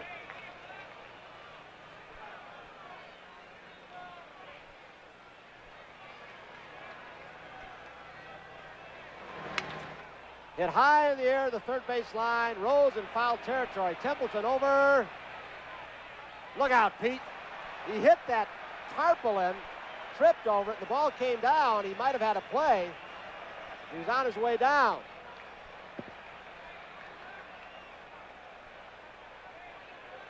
Look at Templeton over to help. Rose got a beat on it. That ball hit him on the head, didn't it? That ball hit him. Right on the top of the head. Here it is again. There he hits the tarpaulin. No, missed him. Just barely missed him, luckily. 2 balls, 2 strikes, 2 outs. Freddie Lynn facing Tom Seaver with Carew on second. Good curveball. He fouls it off. There's Rod Carew. Magazine articles, picture cover stories. The biggest vote getter in this year's All-Star game for a man who a lot of people said is somewhat of an unknown in Minnesota, except for Minnesota. He's got a lot of publicity. Seaver thought he had it. The count goes to 3-2. I love Carew's theory on chewing, too, Tony. He said it makes the skin tight so don't squint his eye. Helps him hit. Seaver loses Freddie Lynn, so the American League has runners on first and second with 2 outs, and Richie Zisk the hitter. I just wonder if Seaver might not be just a little bit nervous with the kind of reaction that he's gotten here. He had to respond to 3 different ovations as we get a good shot from the blimp. Richie Zisk. Base hit right center field. So the American League will score its first run of the ball game as Carew scores. Lynn may try. He's been waved home by Gravis. Zisk into second base. Lynn scores. It's now 5-2.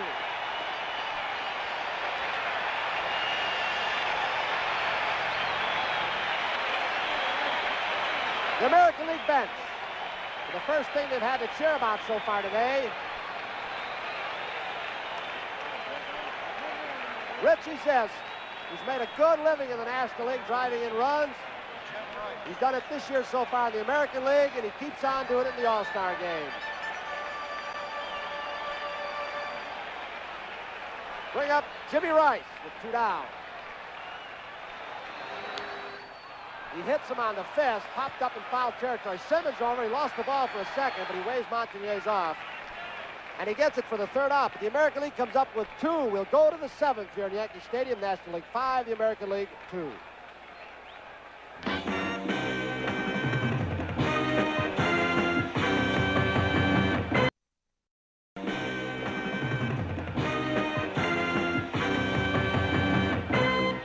A few weeks before, I had found out from Billy Martin himself, who was managing the team, that I was going to be on the All-Star team that year.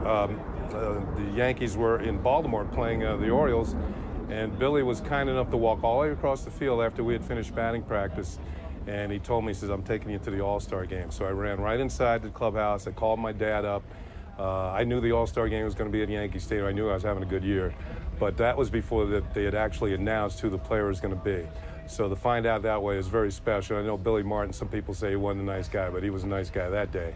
And I ran inside, called my dad, and told him I was going to the All-Star game for the first time, and it was actually going to be at Yankee Stadium. So I thought that was pretty special.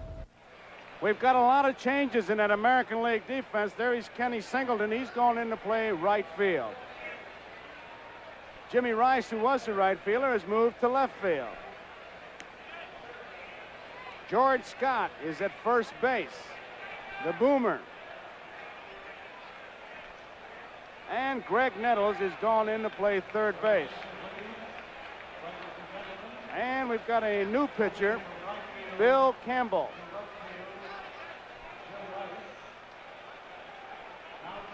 So it's a 5-2 ball game, and Bill Campbell, who's having quite a year for the Red Sox, and his statistics speak for themselves as you look at him. 9-5, 2.53, but I think Red Sox coach Al Downing said it all, says he comes out to pitch like it's Christmas morning. He's full of enthusiasm. Al Jackson, who'd I say? Oh, Downing? I got Gentleman Al on my mind. Al Jackson. Aerial pictures of Yankee Stadium and the surrounding areas of New York City. They're coming to you from NBC's camera aboard the Goodyear blimp Mayflower. And there you see her. And there's the shot from it. A hot day here in New York. It hit 102, which is a record. 93 at about game time, but the fans enjoying this ball game. 5-2, we're in the 7th inning. Valentine will lead it off. This is his first time at bat from the Montreal Expos. Bill Campbell won 17 ball games for the Twins last year. He played out his option. He has 17 saves for the Red Sox this year. Tops of the American League. Alice Valentine. One of the fine young outfielders that Montreal team has. Along with Andre Dawson, Warren Cromartie. See, it's the outfield of the future. Really the outfield of the present. They're playing well now. 2 balls and no strikes. And when you talk about somebody coming sidearm, Mr. Campbell wheels and deals from the side. Misses. 3 balls and no strikes. He has a great assortment of pitchers, Bill Campbell. He'll throw over the top, 3/4, sidearms, screwballs, curveballs, different speeds, sinker balls. He can confuse you. Well, he walks Valentine, so Valentine draws the base on balls. And is he putting the glove on or taking it off? Taking it off. Putting on his running glove. They got running gloves, they got hitting gloves, and here is Ted Simmons. Simmons, the Cardinal RBI leader in each of the last 5 seasons.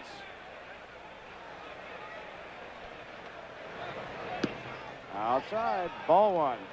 Interesting to see now that that lead has been narrowed with the National League. If they turn Valentine loose, there's our camera shot of what a base runner sees. And Campbell, the pitcher, has an excellent move to first base. Valentine has stolen 9 bases this year. Good shot.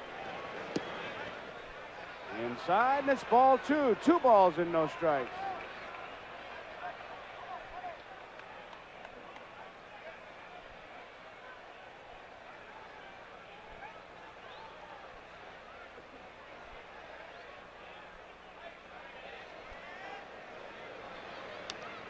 Two balls and a strike on Ted Simmons. When Campbell comes at you, you see all elbows and knees, and you just can't pick up the ball. A little bit like Louis Tiant in that regard. You don't know where to look.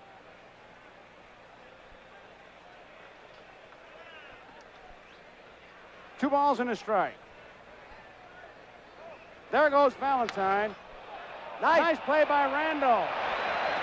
Willie Randolph. Nice play. Got Simmons at first, but Valentine going with the pitch ends at second. We've seen some good defensive plays here. Randolph just pulled one off. That's a first and third situation for the National League if Willie doesn't come up with that ball. So there's one man out, and Joe Morgan is the batter. Morgan opened this game with a home run, lined to second, and was robbed. Tremendous catch in center field by Fred Lynn. So he's 1 for 3. It's a strike. Fastball on the outside corner. Top of the 7th inning, National League 5, American League 2.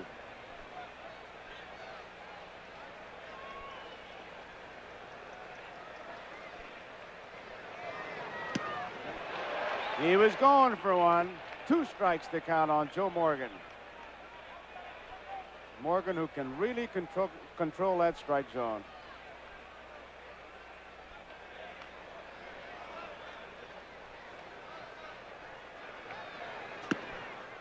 Came over the top high. 1 ball, 2 strikes, 1 out. Bill Campbell.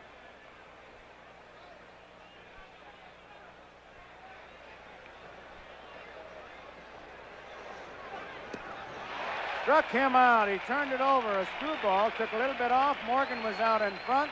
A strikeout for Bill Campbell there, 2 away. And it brings up Willie Montanez. His first time at bat in this All-Star game. Another fine shot from the blimp, showing you a full house in Yankee Stadium. 2 outs, 5-2, National League leading. Valentine at second base.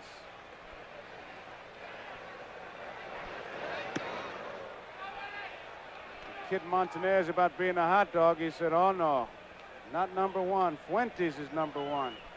Fuentes says that Montanez is number 1. They can both play. Good swing. Watch him with that bat. He dropped it that time. He handles it like a baton. Having a good year at Atlanta. .313 average, 13 home runs, 41 runs batted in.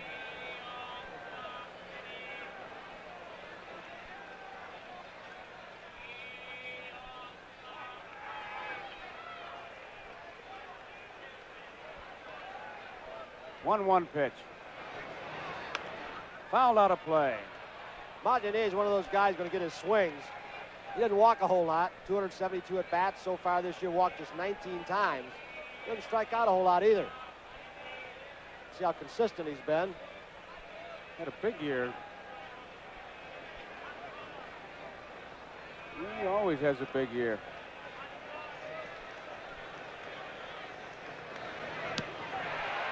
Out on strikes. Bill Campbell, strikeout. That ends the inning. We go to the bottom of the 7th inning.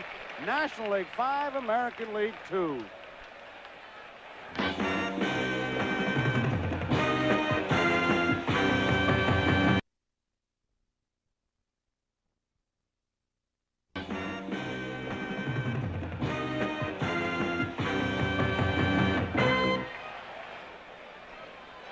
Bottom of the 7th inning, 5-2, National League out in front.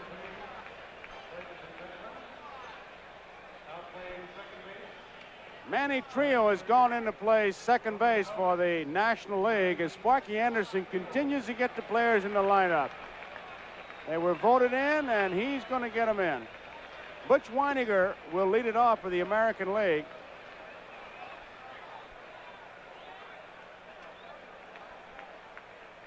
First time at bat for young Butch.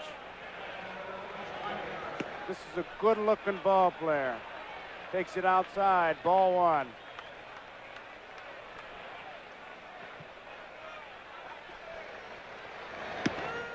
One ball and 1 strike to count.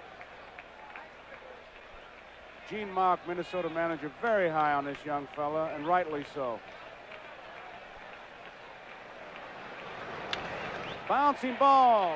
Sneaks through for a base hit. Weiniger is on. So the American League gets something going here in the bottom of the 7th inning. A leadoff single by Weiniger. It's a 5-2 ball game. National League out in front. Weiniger checking signs with Bob Lemon. Bert Campaneris is the batter.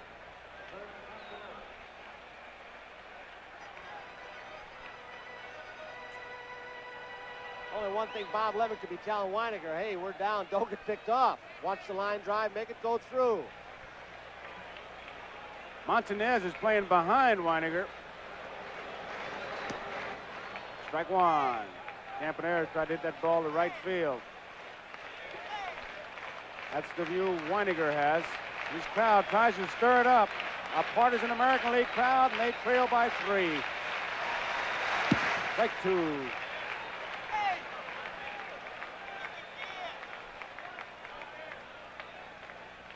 Couple signals getting straight as we look at Nettles on deck, the American League. But Templeton and Trio had a little conference behind second base as to who might cover the bag or take the throw from the pitch receiver in any event.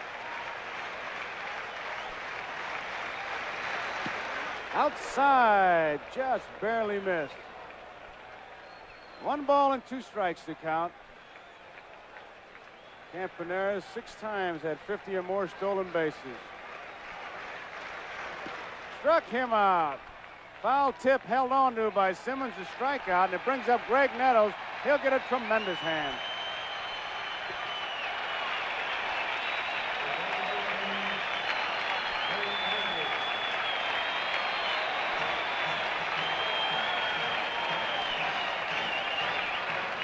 "20 home runs, 58 runs batted in." He led the American League in home runs last year, 32. Low, ball 1. Lasorda trying to get Winfield in left field to move way over and play him deep. Nettles strictly a pull hitter. There's Lasorda. Foul out of play. Ball and a strike. Seaver looks like he pitched in this park a lot more than he did Shea Stadium because he knows how to keep the ball away. Make him hit to the big part, especially the left-handed hitters. They don't like to change up on you. Unless you've got a real, there's Lasorda again.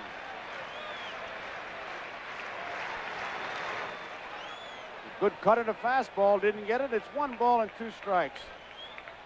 There have been 11 hits in this game, 6 by the, if we look at Billy Martin, 6 by the National, 5 by the American. 15 strikeouts. 8 by American League pitchers, 7 by National League pitchers.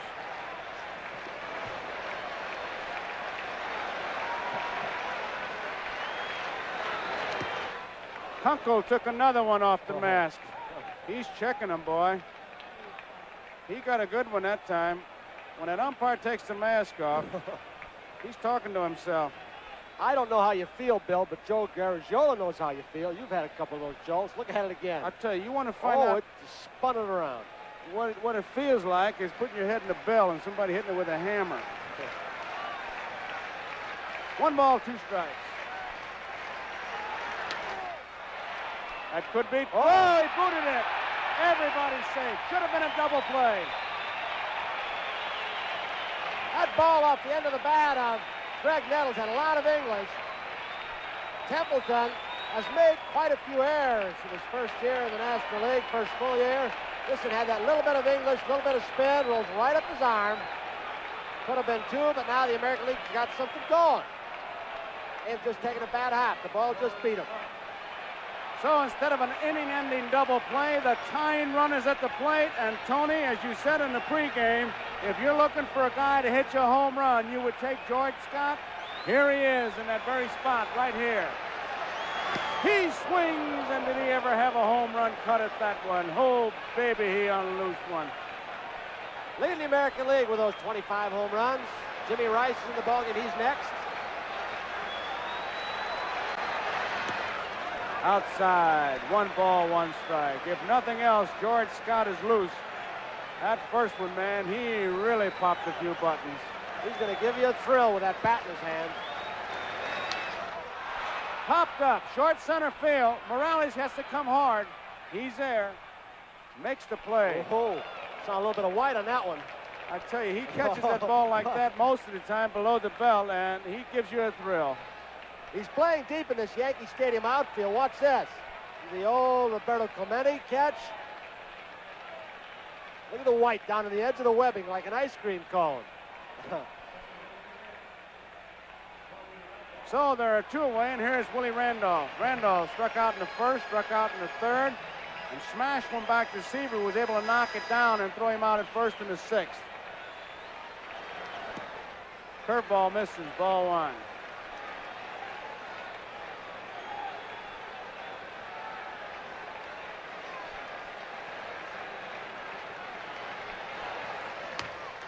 Straight away center field. Morales is coming in. He can't get it. A run will score. It's 5-3.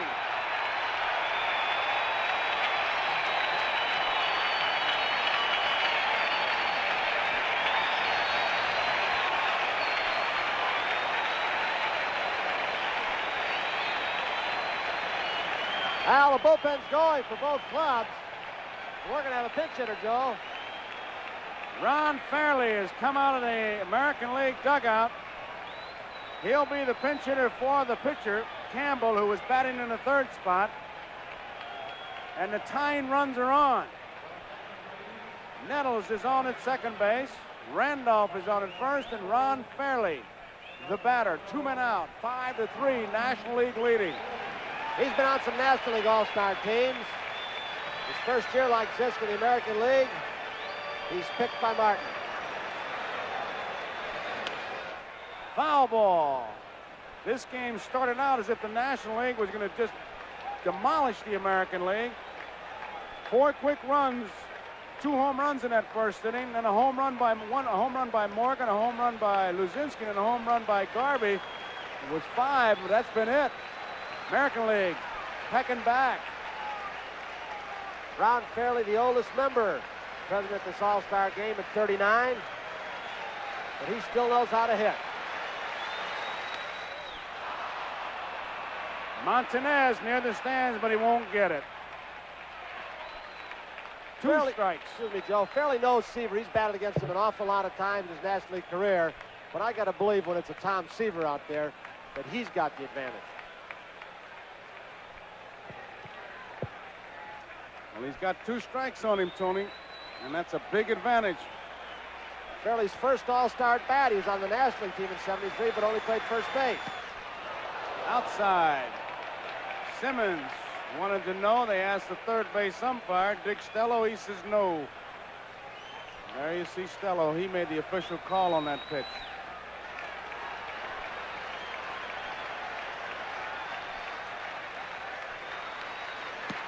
Missed outside. 2 balls and 2 strikes. And here's the pitch to Seaver. He has to make it happen right here.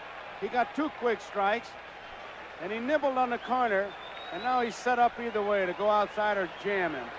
This is his pitch of decision right here. He's got to make it happen.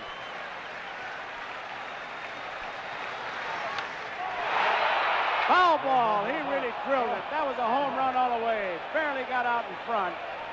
Right now you're seeing that classic confrontation. The good hitter, he's not going to scare up there against the good pitcher. Seaver went with a breaking ball, and he hung it up and a little bit inside.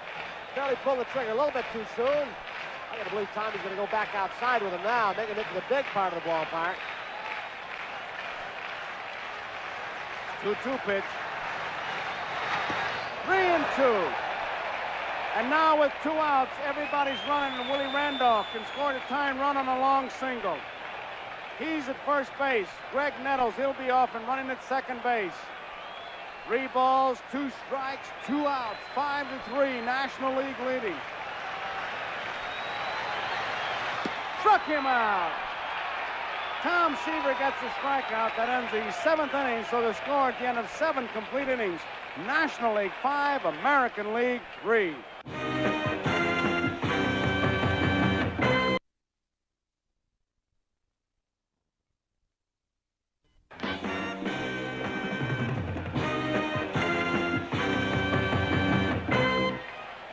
Well, you're looking at young Mike Shanley from Forge, New Jersey, who in the hit, pitch, and run competition hit the ball the farthest, 190 feet, 8 inches. He had a pretty good cut at that. Young Mike Shanley. As we see Sparky Lyle, the new pitcher, talking it over with Butch Weiniger. Sparky with that chew, he looks like he's deformed. Lyle pitched in the 1973 All-Star game. He was on squad in 76, did not get in. He's been the ace out of the Yankee bullpen for a number of years. His big pitch, that hard slider. Breaks right at the last.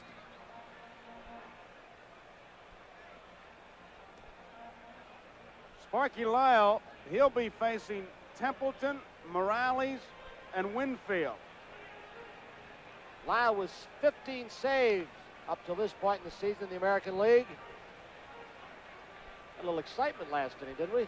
Oh, this game is picked up because as you look ahead, in that bottom of the eighth, the American League, they have Lynn, Singleton, and Rice. You know, it just goes. I remember Larry Jansen, when he pitched to Campanella, Campy said the best pitcher he ever saw on one given day was Jansen in the All-Star game. He said because you weren't facing any 6th, 7th, and 8th place hitters. You were facing all 3, 4, and 5 hitters. And that's what's happening now. Gary Templeton, boy, you're looking at a kid who has got superstar stamped all over him. Sparky got a little criticism from some areas of the country for picking Templeton to the squad over Larry Bowa, who's, well, he's just been a sensational shortstop, Bowa. And I'm sure Sparky would like to have picked all three of them, Concepcion, Templeton, and Bowa, but he went with the kid, Templeton. Strike one on Gary Templeton.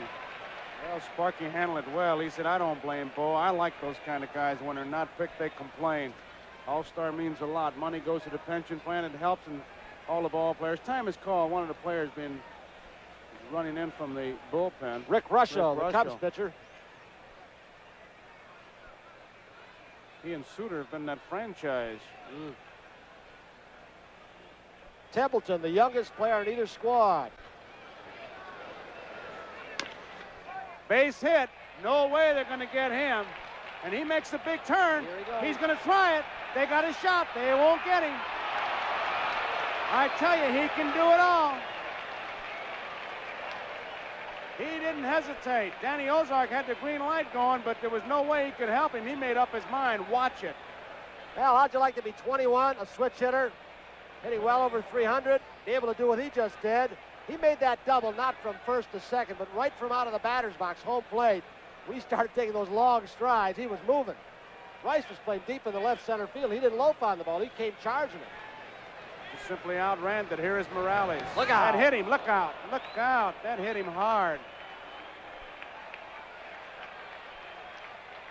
Morales is on, hit by a pitch ball. That's that hard slider that Sparky Lyle throws. He may have tried to overthrow it.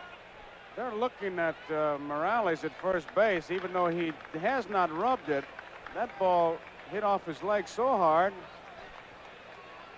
As we look at Winfield, Trainer is still working on Morales at first base. That ball hit off his leg so hard it bounced into the dugout. Well, Herman Franks, the manager of the Cubs, who's got them in first place in the Eastern Division, is sitting somewhere worrying about that. He's already got Suter with that sore shoulder, missing the All-Star game, and he got cracked pretty good, looked like on the knee. That man right there, Danny Ozark's got the Phillies creeping up on Herman Franks. Oh, it's going to be a good second half, I'll tell you. Interesting to see the guys that are leading can make a little story. Joe Jr. and I were talking about it today. Herman Franks said, oh, he'll never identify with the players. Lasorda's a big cheerleader. Bob Lemon at the White Sox. There's the strike.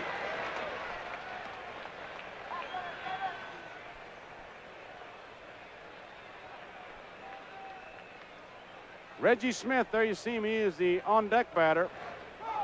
Slider gets by the catcher, Weiniger, and Templeton a big turn. You better be careful. Both runners advance. Well, you can see what that speed will do. Templeton with a big lead off second base. It's charged a wild pitch to Sparky. He had that big lead, was jockeying back and forth. Lyle may have been worried about him too much. Overthrew a pitch. Now they're in second and third. Now the infield's got to come in. They can't give up any more runs. You lose your double play situation. Be tough to double this big guy up, and it's also tough to play in. You can drive that ball through you. Did he go around? Nope. 2 balls, 1 strike. Here's how part of this inning got started with Templeton down at second base after he hustled out a double. Lyle slid right on the knee of Jerry Morales. Made it first and second. Wild pitch made it second and third. Base hit to the pulled-in infield. 1-run scores. Here comes Morales. Throw goes into second. 2-run score. It's 7-3. Morales didn't run like his leg was bothering him at all. So Reggie Smith will come on. Winfield is on at first base. National League has added to their lead. It's 7-3. Now, you said it before it happened. When that infield comes in, the big, strong guy like Winfield, you're in trouble because he just hit the ball in the fist and muscled it through. Now the pinch hitter. Reggie Smith of the Los Angeles Dodgers.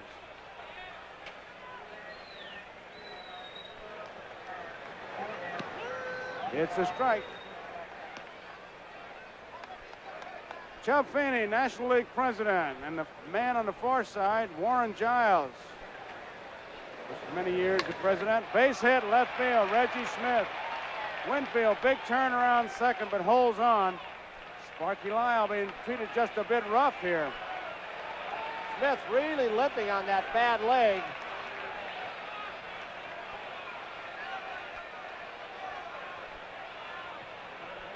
Sparky's yelling out from the dugout, asking if Smith needs some help as a pinch runner. Then he went on and Smith waved his head. No, he said. Sparky said, but take it easy. Pete Rose.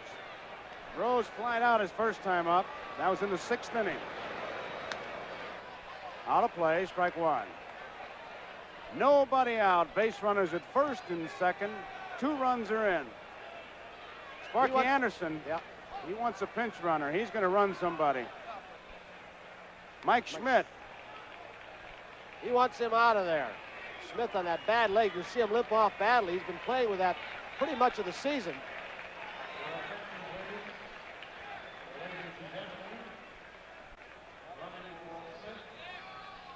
National League bench, Sparky Anderson makes a move here. Mike Schmidt has gone in to run. Schmidt, who has a bad hand, came to the All-Star game with this in mind, that he could be used as a pinch runner. Bouncing ball, Randolph steps on second. The first is in time. Beautiful play by George Scott. George Scott with that glove that it seems like he's had for 100 years, Tony. A backhanded play, a good play, double play. That black beauty goes on and on, doesn't it? Off-balance throw by Willie Randolph. The hard sliding Schmidt. You got an idea of Schmidt's speed. Look at the scoop by George Scott. So there are 2 away. Winfield moves on over to third. Valentine is the batter. Valentine walked his first time up. Well hit. Center field. Lynn is going back. He's got room. Makes the play. That ends the inning. National League picks up 2 runs. We go to the bottom of the 8th inning. National League 7, American League 3.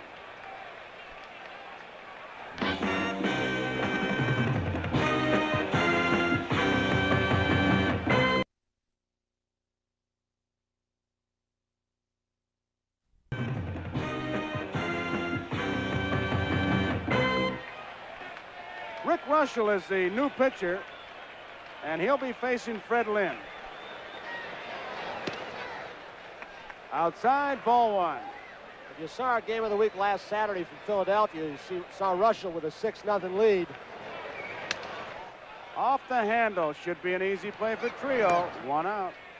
And Russell got hurt badly by the Phillies, but they never got a ball in the infield. At artificial surface, they were bounding over everybody's head, and this is what he likes to pitch on grass. He is 12-3, Russell. Carlton leads the National League with 13-4. Rick Russell. And run average 2.43.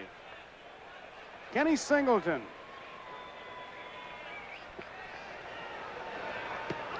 There's a strike. National League 7, the American League 3. We're in the bottom of the 8th. Bounces off Simmons. 1 ball and 1 strike. Quite a story about Kenny Singleton, another man in the American League squad, Rod Carew. They used to play baseball in a lot, sand lot, adjacent to the stadium, right across the street. and they used to hold up the games and listen to Joe Garagiola give the Yankees scores. You're making that up. No, he told me that. They'd say, hey, in the 5th, get the portable radio out. What Garagiola says, leading. Ow. That hit him. That hit him, but good. Singleton is on. Was facing Rick Russell from Chicago Cubs, and he hit me with a pitch in the shin.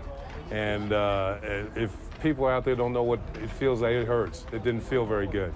In fact, when the season restarted, it started in Baltimore, and it still was hurting. And the first pitcher I faced was Gaylord Perry, Hall of Famer Gaylord Perry. And the first pitch he threw to me was low and inside at my shin. So he had been watching the All-Star game, and I looked out at him, and he glared in at me like, yeah, I know it's still hurting. Been a lot of strikeouts and some home runs hit here and some good plays, typical of an All-Star game. That is Steve Garvey's beautiful wife. Cindy Garvey.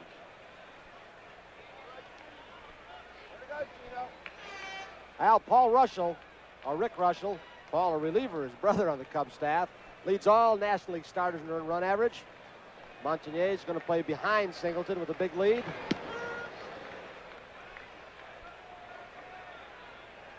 Jimmy Rice. Count of strike 1. Strike 2. 1 man out. Rice, the guy who's so strong he can swing and look bad on certain pitches, then hit the next one out of sight in the same spot. Trying to pitch him away that time. 1 ball and 2 strikes. That's a sign of a good pitcher. If he's going to miss, he misses away from the batter. Simmons will sit on that outside corner. He'll take another shot at it more than likely. Missed it away from the batter. Now he's 2-2 and he's set up for the pitch. You get a fellow out there with good control. It gives you the luxury of fooling around a little bit, setting up a pitch. Made it happen, but Rice was there off the end of the bat, a base hit. Singleton stops at second. That was a pitch similar to the one Rice missed earlier, a sweeping curveball outside. This time he stuck with it off the end of the bat, but he's so darn strong.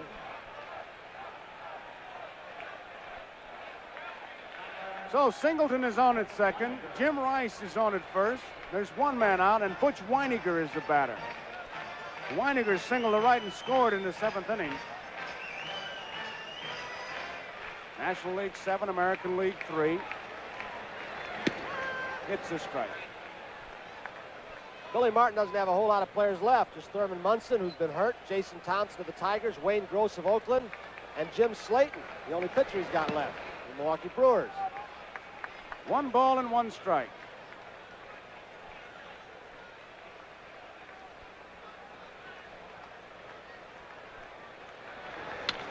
Smash. Montanez has it. Templeton 1 out. Back to first. Double play. 3-6-3. And Montanez really flipped that ball around. Inning is over at the end of 8 complete innings. National League 7, American League 3. It's nice to be introduced at Yankee Stadium anytime, but even more special during an All-Star game. Bob Shepard with his very distinct way of announcing players, and I can recall standing on the first base line for the anthems and being introduced. It's very special. You look around, it's particularly because it was my first one, and I'm in the clubhouse with all the best players in the league for the first time. It was very special that night. That was the Yes Network's very own Ken Singleton talking about his first of 3 All-Star selections.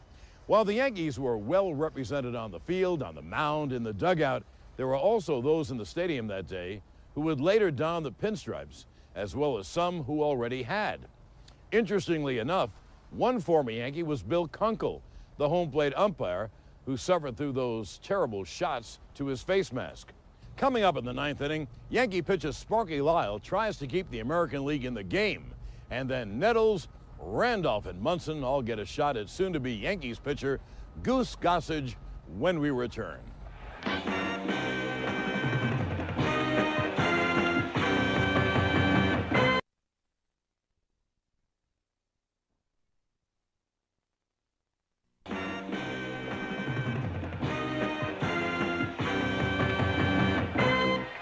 Welcome back to our special Yankee Stadium Classic, the 1977 All-Star Game. In an attempt to rebroadcast this classic game, we've assembled the video and audio from several sources. The ninth inning will feature the original radio broadcast of the game called by Vin Scully and Brent Musburger, while the video will continue to be from the NBC telecast. And now, the final inning of the 1977 All-Star Game. We start the top of the ninth. National League ahead 7-3. Sparky Lyle still on the mound. Jim Slayton has sat back down simply because if the game is tied, they will need a pinch hitter for Sparky Lyle, and then Billy Martin would have to use his last pitcher. Rich Gossage up and throwing for Sparky Anderson in the bullpen. And the first pitch to Ted Simmons is high. Ball 1-1-0.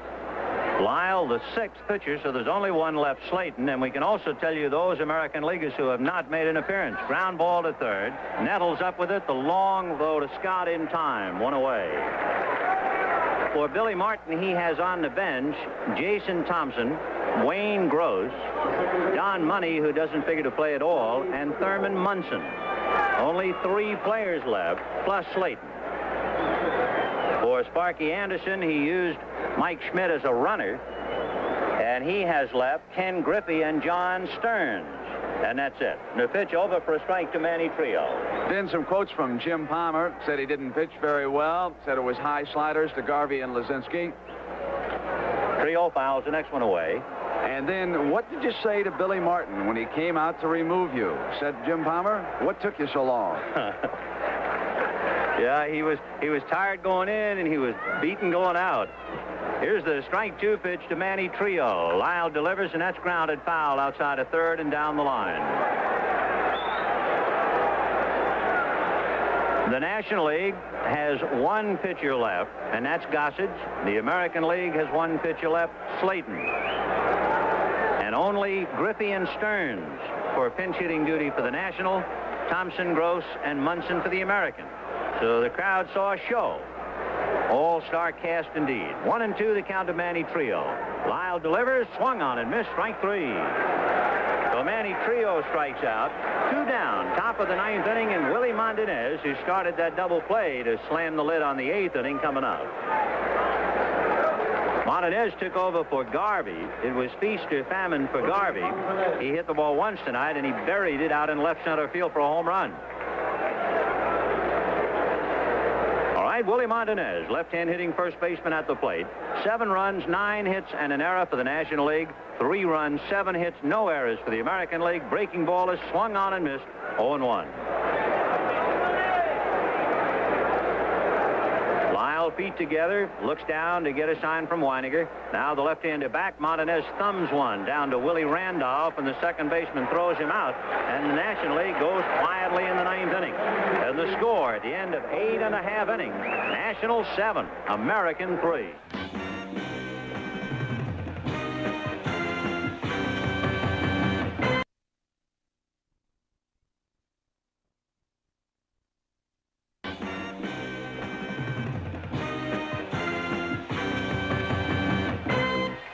With the injuries to the pitching staffs, both managers have done a marvelous job because they're just back to the wall. And with Martin, he has Slayton, and here's the last of the Mohegans for Sparky Anderson, Rich Gossage.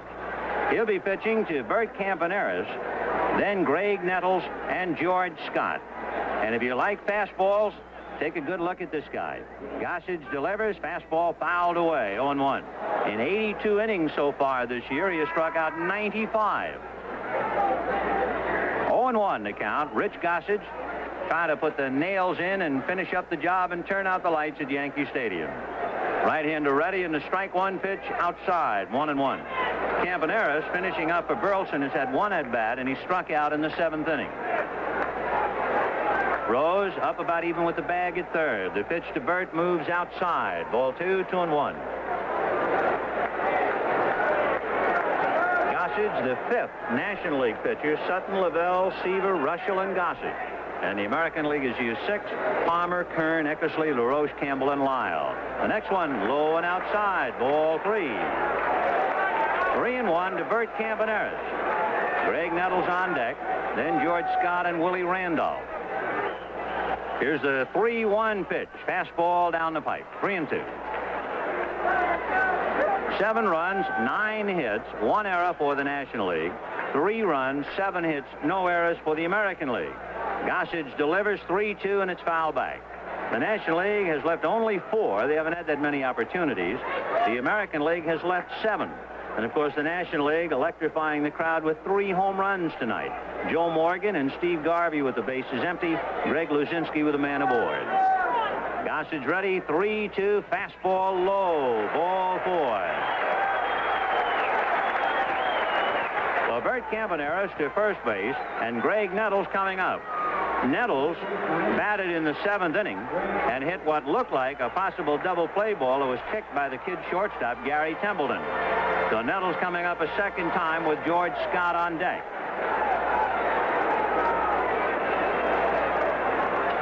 Bottom of the 9th inning. The National League trying to make it 6 straight, trying to make it 14 out of 15, and in a sense trying to really irritate the American League in one of their crown jewels, Yankee Stadium. The pitch high and inside, ball 1.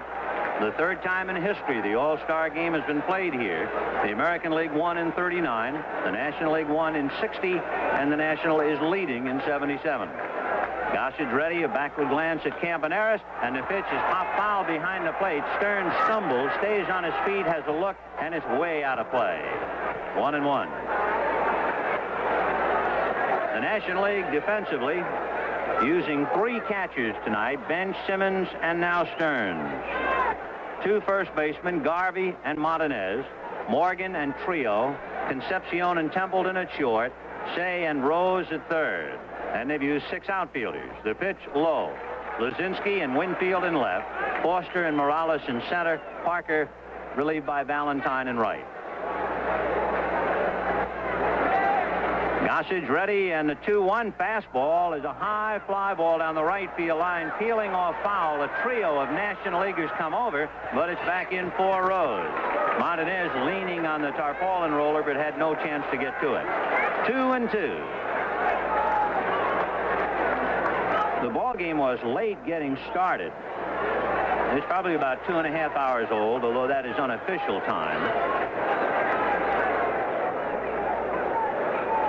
So a very big crowd at Yankee Stadium, although we never did get the official paid attendance.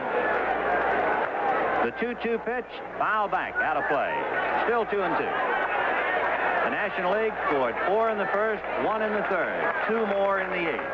The American League tied up until they got to Seaver with 2 in the 6th and 1 in the 7th. But then the National, with the 2 in the 8th, moved out in front comfortably again. The 2-2 pitch is swung on and missed, strike 3. So Nettles strikes out. Gossage is still up to his old tricks. 1 away, and George Scott the batter. Rod Carew went 1 for 3. He had hit back to the box. George Foster made a great catch to possibly take a home run away from him. He singled his last time up. And then Scott came up for his first at-bat in the 7th inning and flied out to shallow center. The George right-hand hitting first baseman 0 for 1. We now get the paid attendance, which is always part of the story, and it's a whopper. 56,683. 56,683 paid. Breaking ball low in the count, 1-1. 1 away, bottom of the 9th. The National League 7, American League 3. Rich Gossage leaning on his left knee, now straightens up. And the 1-1 pitch to Scott, a little high. George started to pull the trigger and thought better of it. 2-1. Willie Randolph, who was the only All-Star to shine all night, going all the way at second base. Of course, down Money's sideline, they didn't have anybody else to play. And the pitch is low. Ball 3. 3-1. So Scott backs out. Alex Grammas coaching at third. Bob Lemon at first. So Chicago and Milwaukee well represented out on the lines. 3-1. Gossage ready. Right-hander deals, and there's a high drive into deep right center field. Back goes Morales and Valentine. It's gone.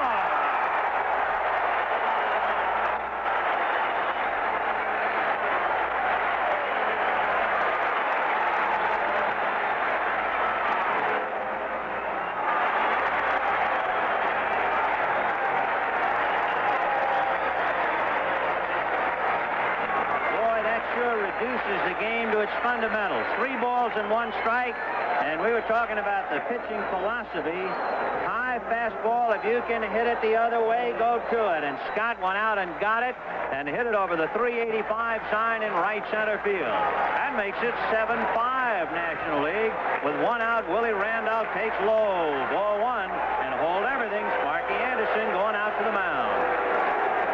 So George Scott tries to resuscitate the American League and gets it close again. And with 1 out and Randolph up, Ben Thurman Munson has stepped out on deck. He would be the next hitter against Rich Gossage. And if Randolph, of course, gets aboard, Munson then becomes the potential tying run, and the Yankee fans are in ecstasy at the sight of it. All right, Sparky has had his few words with Rich Gossage. 7-5, National League, bottom of the 9th. Fastball is low, ball 2. So the National League hit 3 home runs in the first 3 innings of the game. And the American League finally gets a 2-run home run in the 9th by George Scott. Fastball for a strike, 2-1.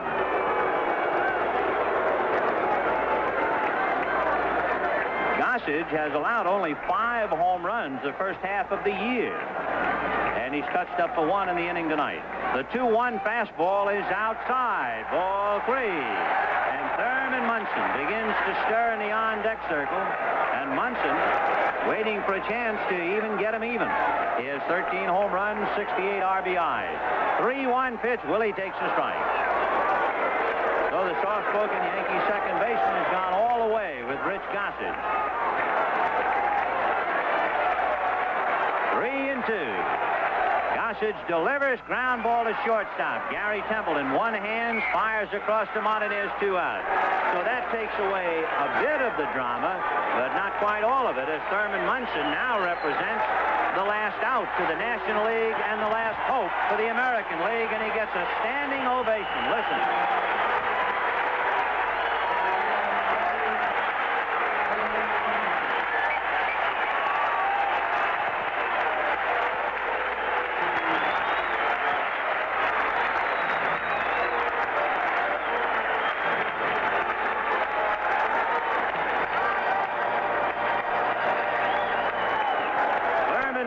Last year's American League most valuable player, with 2 down, 9th inning, 7-5 Nationals. Swings at a fastball and doesn't get it. 0-1. Been a seesaw game. 1 minute, it looks like it's out of sight. 5-0 National. Suddenly, the American League is very much in it with the tying runs aboard, and they trail 5-3. Then the National League starts to run away and hide 7-3, and the American League has bounced back to make it close 7-5. The strike 1 breaking ball is swung on and missed. Munson way out in front of it. 0-2. He's a big league ball player with all of his experience pressing right now. You bet he is, especially here in the Bronx. 0-2 to Thurman Munson.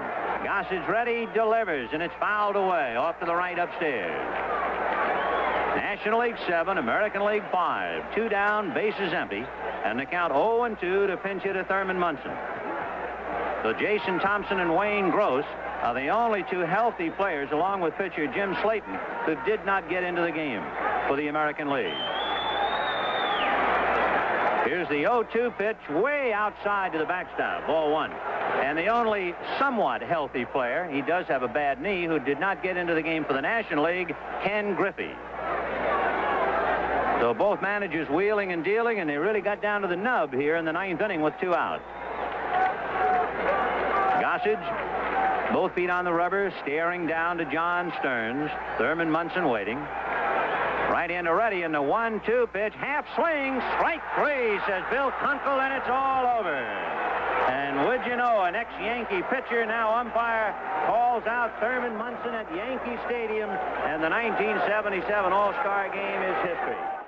It must have been a disappointment for New Yorkers watching the last 3 outs of the game being made by Yankees, which allowed the National League their 6th straight All-Star victory. But fans would not be disappointed in the 1977 Bronx Bombers. When it was all said and done, the All-Star Game allowed the Yankees to check out a few of the LA Dodger players before they would meet in the World Series that year. Most importantly, they got a chance to see All-Star Game MVP Don Sutton who would pitch against the Yankees in Game 1 of the World Series. In fact, the starting pitcher for the National League in each of the 3 Yankee Stadium All-Star games up to that point had gone on to pitch Game 1 of the World Series against the Yankees. Thank you for joining us during this Yankee Stadium Classic. I'm John Sterling.